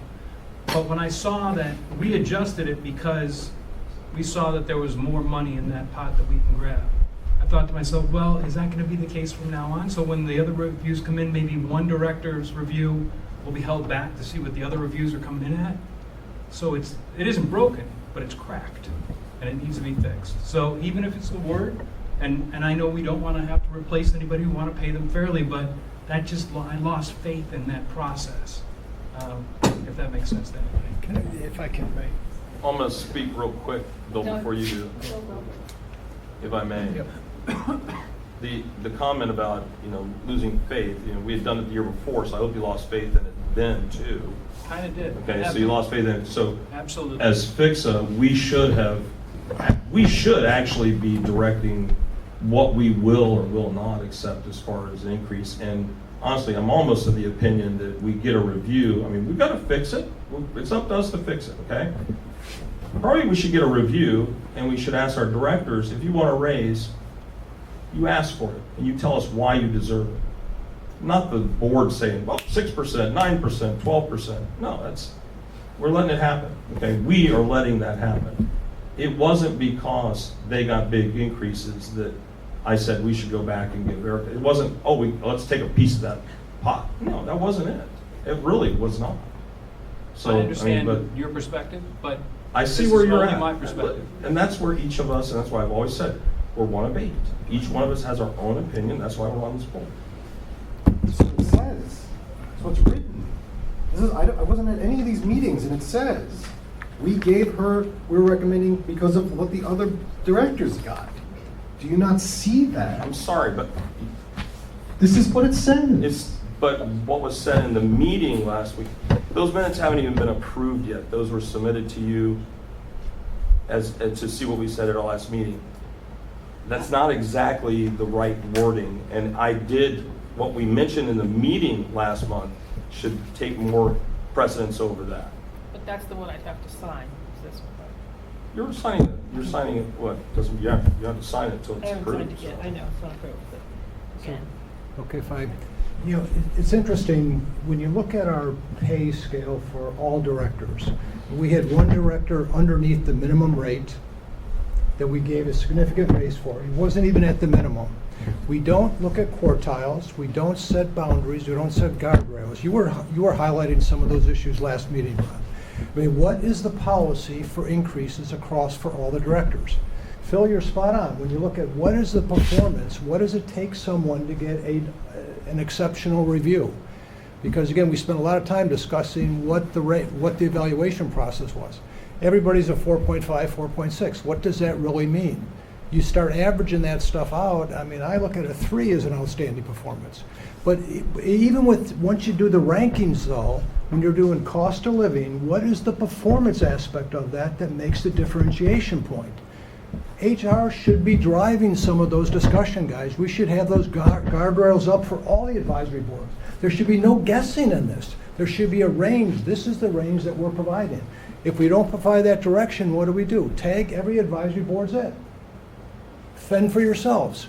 That is really what the problem is, guys. I guarantee it will be better next year. It will be better next year. And if it isn't, I'm going to lose sleep over it, to be honest with you. As we proven from the audience, again, each director's job is different, and its capacity is different.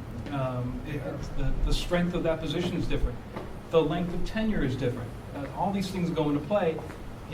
I prefer to see some kind of, it can't be all just flowers and roses. It can't be. There's got to be some levels of improvement somewhere. I'd like to see some of that reflected in But of course, when I was the advisory board chair, I was the same protective way.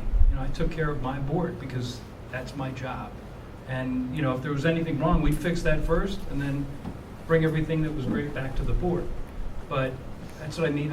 Maybe those guardrails, maybe that new HR, whatever that position is, does some of that work for us, some of the heavy lifting. Gotta So do a that at better least job we of have, finding like you said, we stay in our lane where we need to be. But I wouldn't want that to come up again where all of a sudden we're playing off of each other's Correct. increases. Because we knew Mark needed more because he was underpaid. He was under the minimum. But then we didn't, then was she entitled to that same percentage? No, but it depends on how you look at it. So I just think we have some cracks in the process. We do.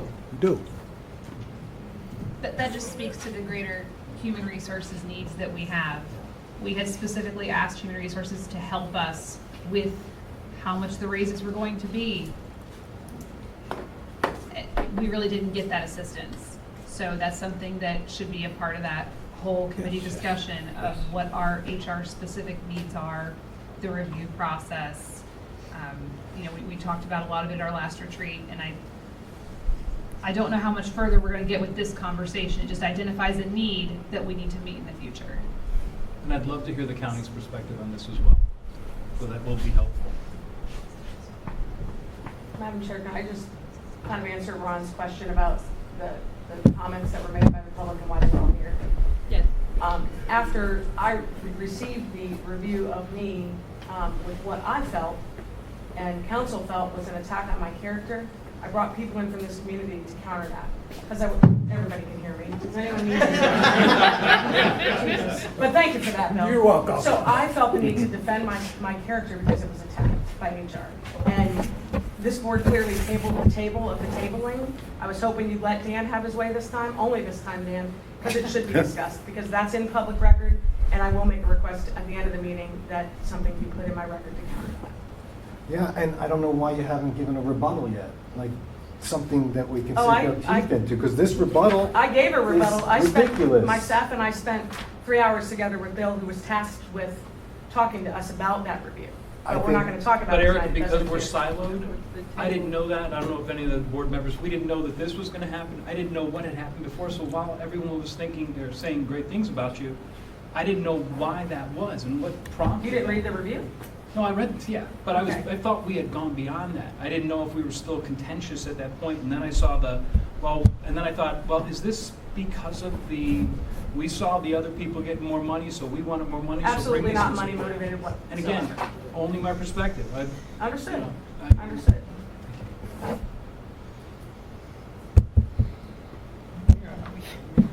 Where are we? We're in the library. Past 8. I know, we're in the library. Okay, so we had untabled the Palm Harbor Parks and Rec review, and then Right, there was there's a motion. Motion For the 6%. for the 6%. Is that where we are? No, the review, we have to approve the review. No, the No. review wasn't. The review was. Review is approved. No, it's just the 6%. It wasn't on tape. No. The review was not on table, the Oh. 6%. It's the 6% was on It's the table. only thing that's That on we brought table. off the table. Okay, that's where we got lost in the shuffle. So do we, No, you have a first and second on the 6. We have a first and second. 6%. First,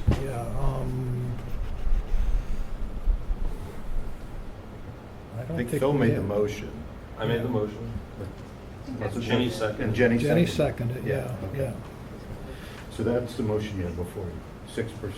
so the motion that is upon us is to approve a 6% raise for Erica retroactive to January 1st. Is that correct?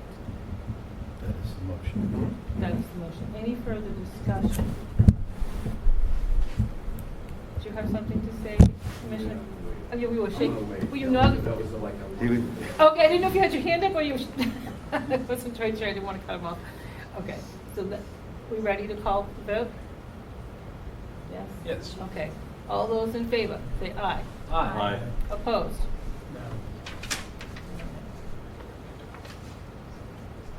Oh. He doesn't get to vote. No, it just should have been 1, 2, 3, and 4. 1, 2, 3. It's Sandy's score. Sandy, you're 4. That's what I said. That's One, two, three, what, four. I'm missing the fourth one, thank you. Okay, if I'm sitting on the Yeah, side, yeah, I'll do okay, it. you're okay. Okay, so motion carries, and we move on. We had new business. The open HR director position, I think we already covered it, so we do not have to go back and do that again. And we covered the next thing about hiring an HR director. We've put that into a workshop. We don't need to, we've already taken care of that. The next thing we had was the director review process, is what we just discussed, but I did have it under new business that let's push it off. We did one workshop, but our next workshop should focus on this review process that we go through. Not do it in September when the reviews are due. Let's do it in like May. And let's get together. Let's clean this process so that we're all satisfied with it. And we don't go through this year. This is my 6th year of being through this. I know some of you have been longer than that. We need to change the process somehow to make it clean. And that's going to take the work of everybody. But unless anyone has an objection, let's put that off to at least to the March meeting, to schedule another workshop. Anyone disagree? Well, you said that you were going to get the HR person that you ultimately get will Right, help you with will that help with process. that. So so that finishes off our new business. Committee reports, Ron Walker, the liaison report, you had submitted it. Do we need, we don't need approval. You don't need approval, it's just that there's highlight. The highlights, Jimmy highlights that. I Hand him the think microphone. probably I was more forceful today in this report than I've been so far. Erica, could you put that microphone, please? Thank you.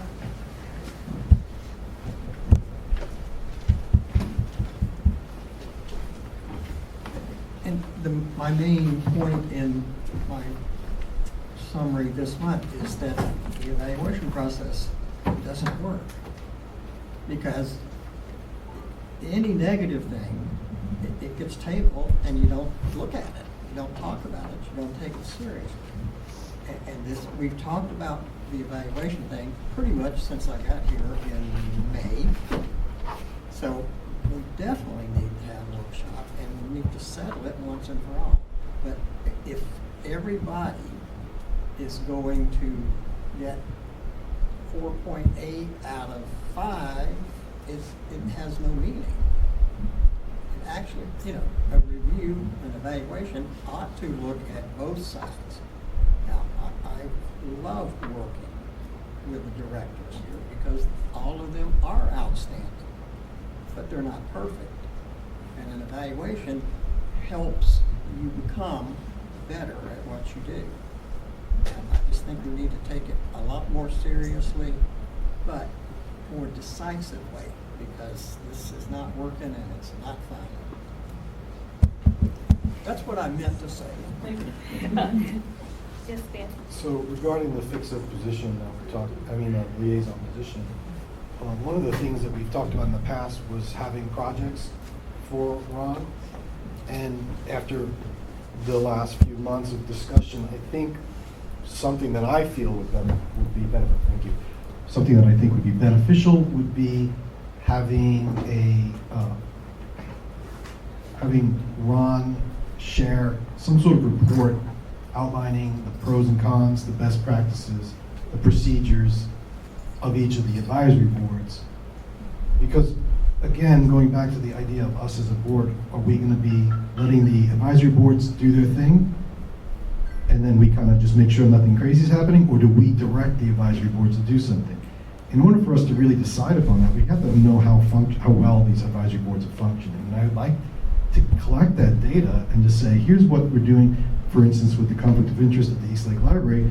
I want to share that so that the other boards can maybe work from that. I think Phil is the only one, Ron's the only one that has been to each of the advisory board meetings and has been observing and interacting. I think that's really useful data, so I'd like to commission him to come up with some sort of report explaining how he sees the status of each of these advisory boards, how they're functioning, and ways that we can improve as a whole. Just to give him something to do also. We don't need a motion. No. Accept? Well, it was just an idea. Does anybody hate that idea? That's the question. don't know how you do it. I guess you could try. I'm a wizard. Go on and get it then. It's all you. But I think input, we could all use that input and it would come into the process. I mean, I'm assuming that there's gotta be some similarities, but definitely some differences. Definitely differences. They're different characters, different. Yeah, that's the problem you've always had, trying to make it uniform when it's not uniform. You've tried to make it uniform, you've tried to make it not uniform, you've gone back and forth, and you gotta just find what works for you all. Well, I think that one of the things I have learned this year is that Palm Harbor Rec is a lot different than East Lake Rec. And I think both of the directors are doing a good job at the things that they need to do to make it successful. The same thing is true of the libraries. There are lots of things they can cooperate on and work together on and all of that, but ultimately, they are separate businesses, as we like to call them sometimes. And the boards have come to the forefront more recently than I think they were in the past. And so it probably is pretty important to understand what the board thinks they're supposed to do. Some of them think that they are the business partner and they, like the board of directors of a corporation, and they check off the work of the directors and so forth. Others, the director comes in and they kind of lead the meeting, even though they have a chairman and all that kind of thing. So there are differences that are important, and I think the results show up because of those kind of differences. And so there might be best practices that can be shared. We've talked a lot this year about silo activities too, where you only think about your entity.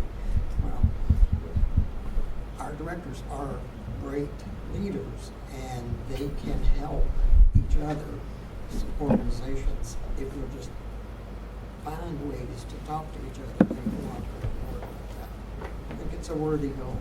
It's a worthy, and if we I think if the board understands, even if the advisory committees are totally different, from our perspective, they're the advisory committee. Once a year we see their work in their review. But I think that background information of how each advisory committee operates, that's helpful to the board to understand the review better. Not that we're going to change what they do, but if we understand what they do better. And we all can't go to the meetings because then we'd be, two of us at the meeting. So it's kind of hard for us to all go out there to an advisory meeting. Because at least one of you is at one of them, each of them. So, but I think understanding, how do people get on an advisory board? Who chooses the advisory board? All that information would be helpful to board members as a whole, especially those of us from the county commission.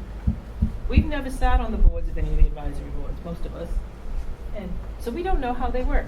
So I think that information would be helpful if we could gather that and be given that as part of our thought process would be helpful. When looking at the reviews, part of that review process is we're accepting the feedback from those advisory boards. So really, it's important to know the quality of that feedback that we're getting. So I agree with that. Yeah, just understanding how they got to be on the advisory board. Do you stay on forever, or do you have so many terms? Just that basic information that we just necessarily don't have at our disposal, that those that are sitting on the advisory boards do. So that would help the rest of us. Any other discussions on this? Okay, we're going to go to marketing committee update. Okay, well, I have one. I know it's your committee, but in doing research for all the things that we have talked about tonight, I did come across the special districts. If we have our own website as a dependent special district, there's some things on our website we should have that we don't. So I printed a copy of all the things we should have that are not on there. I don't know if I need to get a motion, but could we pass this to Dan and you work? There are some things like... This is on the PHCSA website? Yeah, this is actually, it's from the Florida statutes, and it specifies certain things that should be on that website, and we don't necessarily have them all on there. And one of them was to have our agenda out 7 days in advance. which we're trying to do. We did make it, again, it is specified. And I think if we can update our website to include all the things that are required, that's something we should do. I think that was something that Deborah was responsible for, if I recall. Okay. Putting data up on the website. But I just don't know if we Right had now, that we don't list. have anyone doing this. But Unless I think it's, Ultimately, it's our IT department that puts it on the physical website. it's not, It just, they need to be directed. it's not a lot of crazy things, but it was like putting the agenda up 7 days in advance. That's specified in the law. It's things like an identified phone number for FICSA separate from all the entities that needs to be on that website. They're details, but I just think if we comply with that, it's something we need to move on our marketing. Anything on the insurance committee? no, actually, the goal of that was to try and solve the immediate need, which I was away, so that never happened. But I guess it was resolved. I'm assuming that the insurance situation is resolved. Okay, so that we can. So we can disband let's that motion, disband disband. Okay. All right. But anybody have anything else? I do. Okay. I have a request of this board. You know, it's been said that I can't handle constructive criticism. I absolutely can. Hearing those comments tonight was really hard for me to listen to the sappy goodness about what I do. I do what I do because I love what I do. I don't do it for praise and glory. I don't do it for 6%. I do it because I love this community. This is where I raised my family. However, there were some attacks made on my character, and if you read them any other way, I urge you to read them again because it was a straight attack. I'm requesting this board to support me in putting something in my file by way of motion that none of that was founded. Bill spoke to my staff, 11 people on staff, 11 people. 4 over hours. 3 hours, Almost and 4 found no hours. smoke where the fire was. Tried via email several times to get Deborah to answer where the evidence was of the claims that were, the exit interviews that were a problem, my aggressive nature, why I need counseling, and why I shouldn't get a raise at all because I'm horrible. I'm paraphrasing, but if there was constructive criticism in there, I would gladly welcome it. I'm here on this earth for a minute time to only get better every day because I'm not perfect.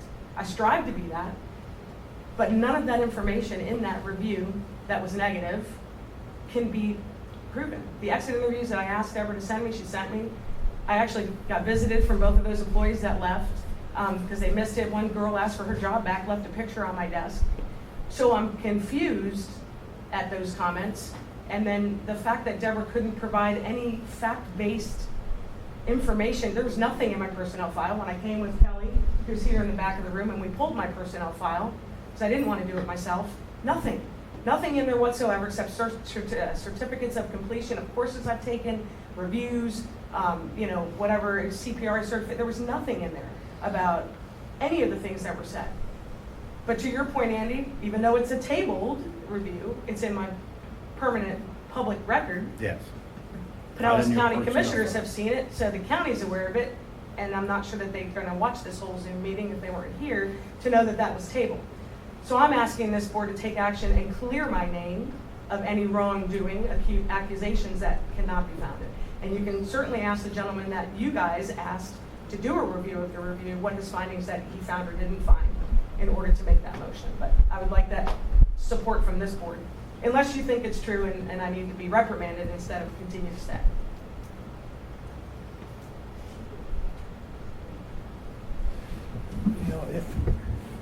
Just picking up on that, I did spend 3 to 4 hours with Erica's team.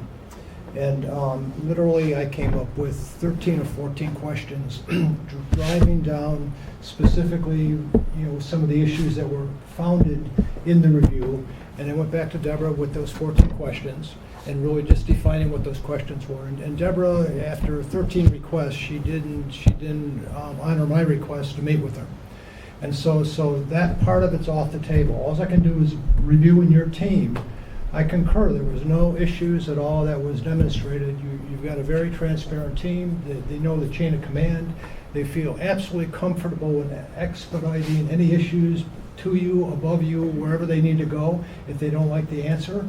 It's just interesting. There was no issues that I found behavioral. They were all very transparent. After 5 minutes of talking to them, I spent about a half an hour with each person. And they were very, very motivated to offer me information about how well the team was running in this, from a supervisory chain of command, et cetera. Everything seemed to be very neat, tight, and organized. So that was on the good side, Erica, it really was. And so when I walked out of there, I've got notes and I've got a lot of information, keeping the people private through the process because I didn't want to bring names into it. I just wanted to understand from their perspective what was going on. And so I felt really comfortable with that process. I really did. I wish I could have spent a little time with Deborah, though, to understand where she was zeroing in at, because again, she came up with some issues within that review process. And just talking the review process just for a second, I mean, a peer-to-peer review is interesting to me because that's a lose-lose situation. And even little things like the exit interview.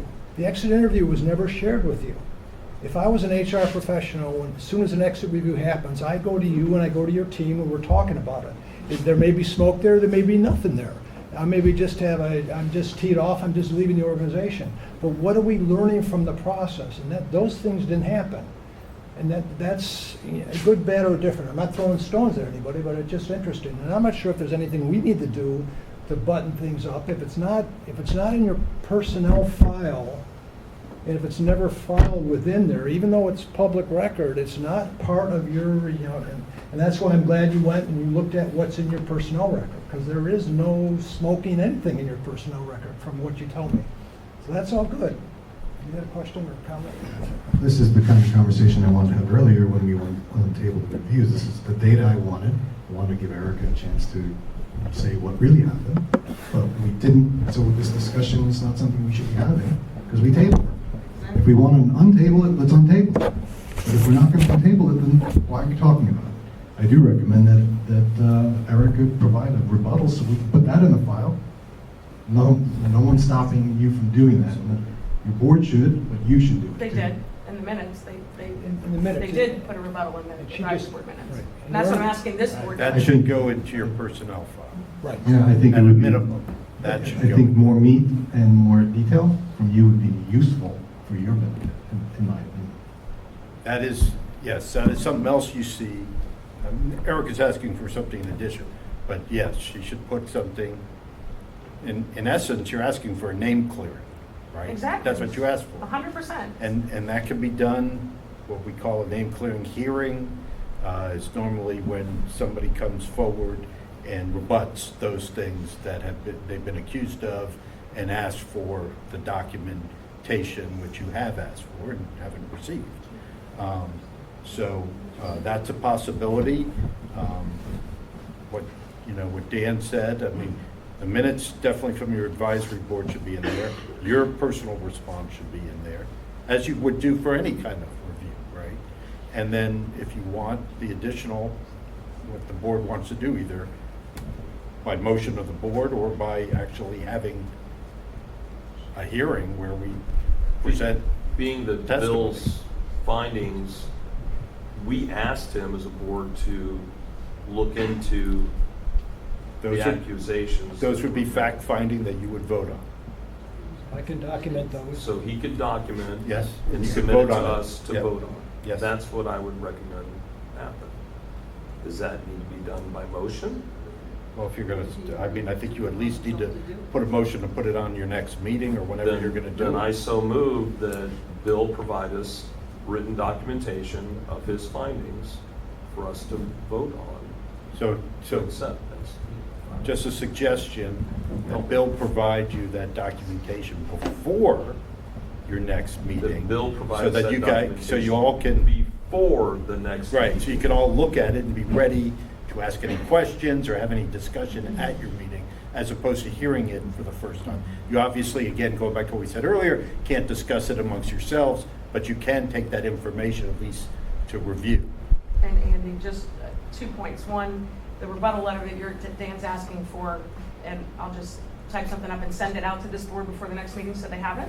You can, I can yes, send that? and have it asked for, well, whoever's doing it, HR, have it placed in your personnel file also. It doesn't have to be ratified or anything, it just. No, my that's opinion your that goes to the response. commission. Just like any review, you have the opportunity to provide a written response. And then the other point of clarification, because I heard someone in the public say that Bill took it upon himself to do that review. last month. I thought I heard in the Zoom meeting an hour or so in that Phil made a motion, you actually clarified it, I believe. No, that Bill was told to review that. Bill was HR supposed to review. take all the information together and gather. That was this board's wish, right? It wasn't Bill's wish? Right. Okay, I was just I think clarifying. Bill- It wasn't an Thank you. investigation, it was. No, it's fact. Just fact finding. Fact finding. I think that's Whatever what that word We the have to be term careful investigation with our is sunshine incorrectly laws. used, yes. You're not to use that word. Right. because it- No, that's fine. It was that would be a fact problem. finding, and that's why this board ultimately needs to make do whatever they're going to do. That was your motion, I'm sorry. I Yes. interrupted you. It was. I need a second. Need a second. Second. Any further? I'm gonna ask Bill to read it if he's got it. Yeah, please, yeah, please restate it. That's something we just have to get in the habit of The doing. motion is to have Bill put his findings in writing and submit to the board prior to our next month's meeting for our review and discussion. It was at the next seconded by, meeting. it was seconded by Jay. What, Andy? What am I missing here? I'm sorry. Review, discussion, and potential action. And potential review, for our review at the next meeting, discussion, and potential action. Is that, We got try it. to be I just- clear? It's just important to. It is, I understand. because so we I put it agree. on for you I to, agree. right. And Jenny seconded. No, and actually, Dan. She did it before. No. Yeah. Yes, she did. Dan third. I'm sorry, She Dan. did. Tanford. Presentation. So we're softly untabling what we tabled for the purposes If you had of, because I would have, when you called me, when you were distressed, I think it was a Saturday or Sunday night, I said, I got you. Any bullets coming at you, I got you, just like any other director. As long as there isn't another story where that I'm not being told the truth. And I didn't question that at all, and you knew that. Yeah, I was very strong about that. But when this came up, there was somebody said something that wasn't perfect. I thought, in clear conscience, I have to understand what that is, vet it, and make sure that, like I said, if there's any bullets coming, I need to stay in place. So this is going to help me, at least personally, to understand the complete process, and I think we're going to learn something from it in the process. So slightly untabling or tabling or whatever table it's on or under the table, I think is going to be beneficial for us all to really understand. And then, if that's the case, then of course it should be removed. If it was some vindictive personal thing, I want to know about it. But I can't just vote on it without knowing the whole complete story. That's So why I you think need it's gonna be Bill's essential. right findings. Right, I think this will be very helpful. And since we're still in discussion, Dan's request to untake, I'm the one, it didn't have, there's no reason we didn't have all the facts, okay, from Bill. If we have all the facts or his findings at next meeting, we still have the ability to untable. You can always the people that tabled it can untable So it. we can untable it when we have all the information. We would have been short information to discuss it tonight in reality. Right, absolutely. And that was the same reason we suggested no special meeting. We didn't have the Correct. information to do My that. fact finding went point to point to Lois? point with the review. Well, we can stay here for the next couple hours. Lois had something to say?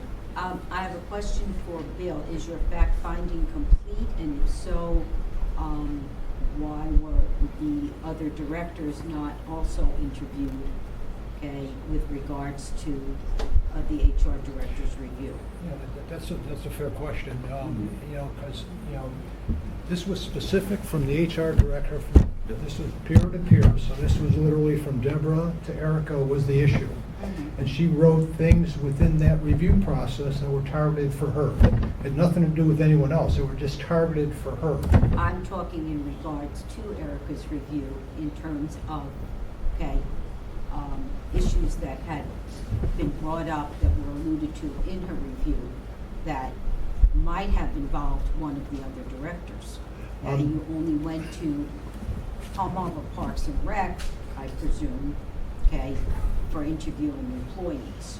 But I alluded to at the last meeting, okay, in defense of Deborah, okay, in terms of issues that I had had, okay, and had gone to Deborah at that point when she was only the generalist, who could not, okay, at that point interfere between two directors that she felt she reported to. Yeah, Okay? yeah, Lois, if you would have signed that review with her, I would have interviewed you. You know, this was signed through Deborah, and this was a peer review of Erica, period. I could talk to everybody. But I think she was referring to things in that review that might have been related to the issues that Erica at Oddington had. I don't believe it That's why I was. was expecting to hear from you, you know, with regards to this. It's, you know, they were very specific from HR to Erica's organization. Okay, I'm just saying, And, you know, if we're going to do You know, fact finding. no, if there was okay? anything at all there, you would have been involved in the process. You know, because I would have literally, when I did an fact finding, whatever you want to call that process, it's fact finding. I would literally look at the issues, the facts, and the information. And I went through 13 questions, and I don't have any opinion at all. And I went to Erica's team, and I tried to go to Deborah also to try to do that fact finding. And that's all I can do. And based on the facts, and just present it to this board. That's all I can do. I'm not trying to steer the facts one way or the other. Erica's ability as a leader, okay, as a director, okay, what some of the comments were in that review might have been related to her interactions with other directors. That's what I'm referring to. It wasn't worded that way. Okay. We were just discussing whether or not the board wants any more information from Bill. Do you want him to talk to the other directors? Well, based on what Lois just said, I would recommend that Bill also talk to the other directors to see if there's any issue there that was potentially brought up. I haven't read the review in a while, but I think the issue went with interpersonal relationships. And so the interpersonal relationships go beyond just employees, it goes to peers as well. I don't have an issue if that's what the board wants me to do. Should I just motion to untable these reviews since we're talking about them? Did we vote on the motion? No. We have a motion on the floor. No, I'm not changing.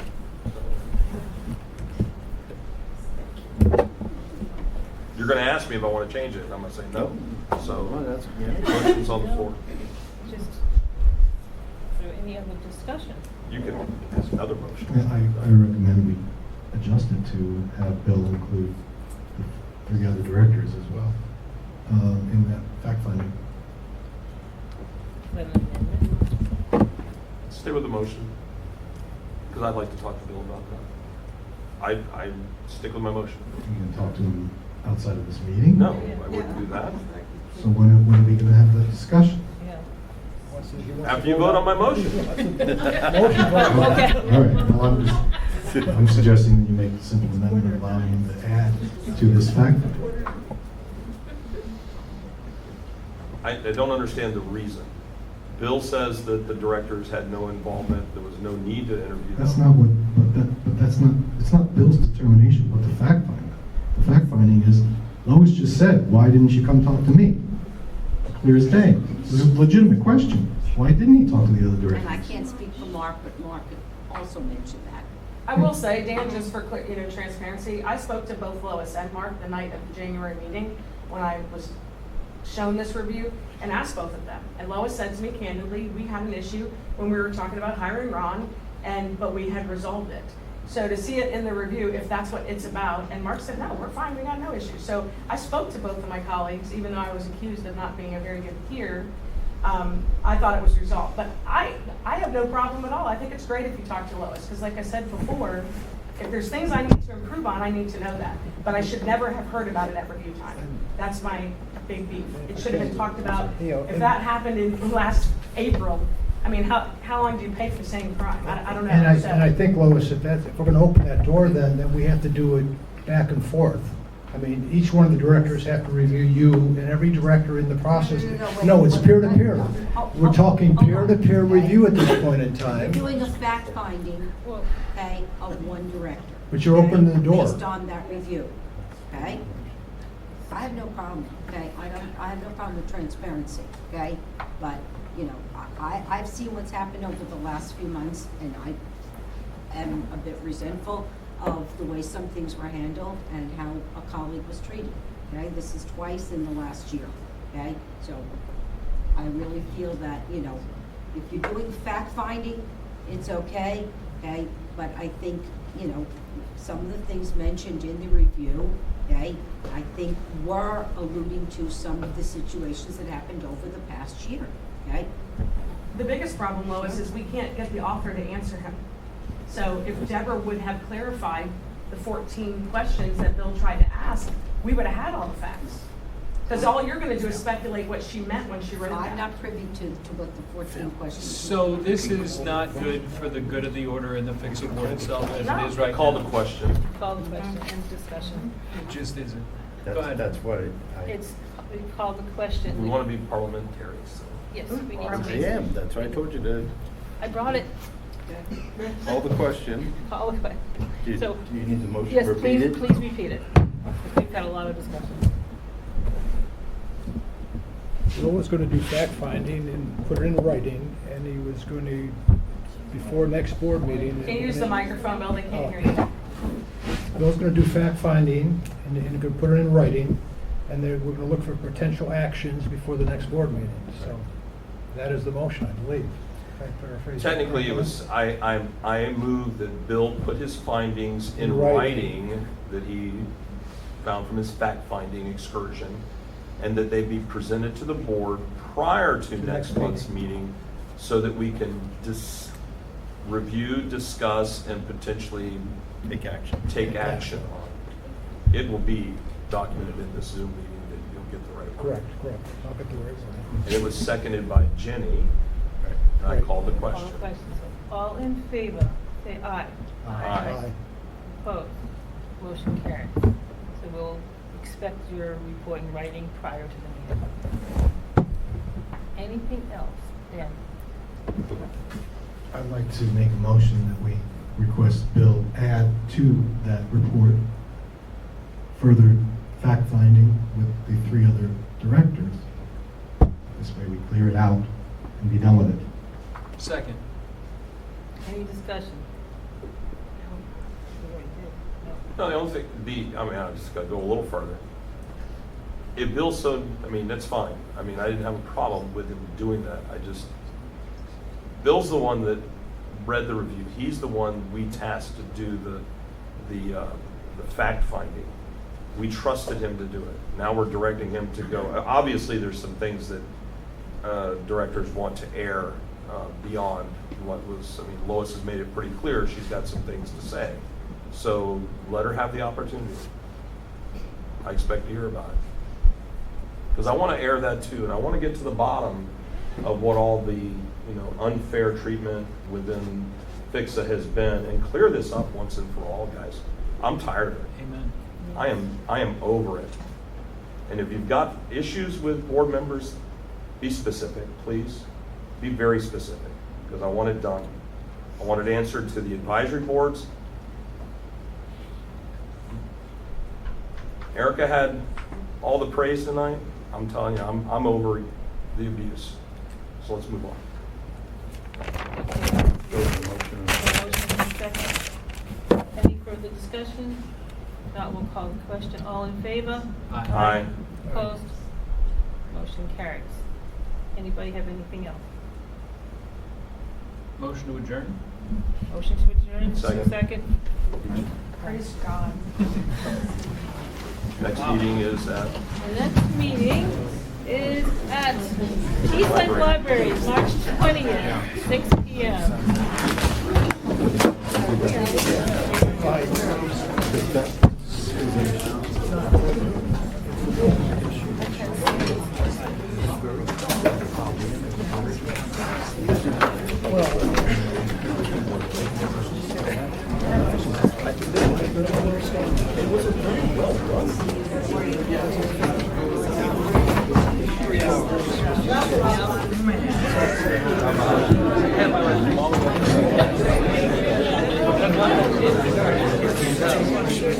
I just did not see about my husband last night. I know that it's a fun house here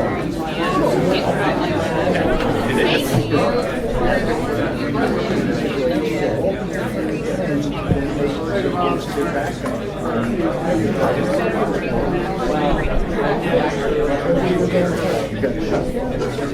So then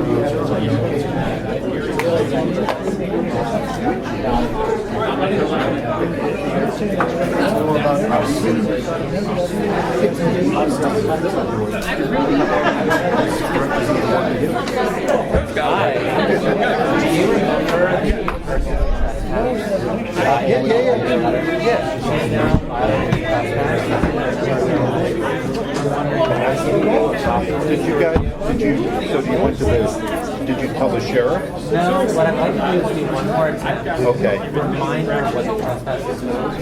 Because, you know, to tell you how serious this are, we had one in Gulfport. Did you talk to,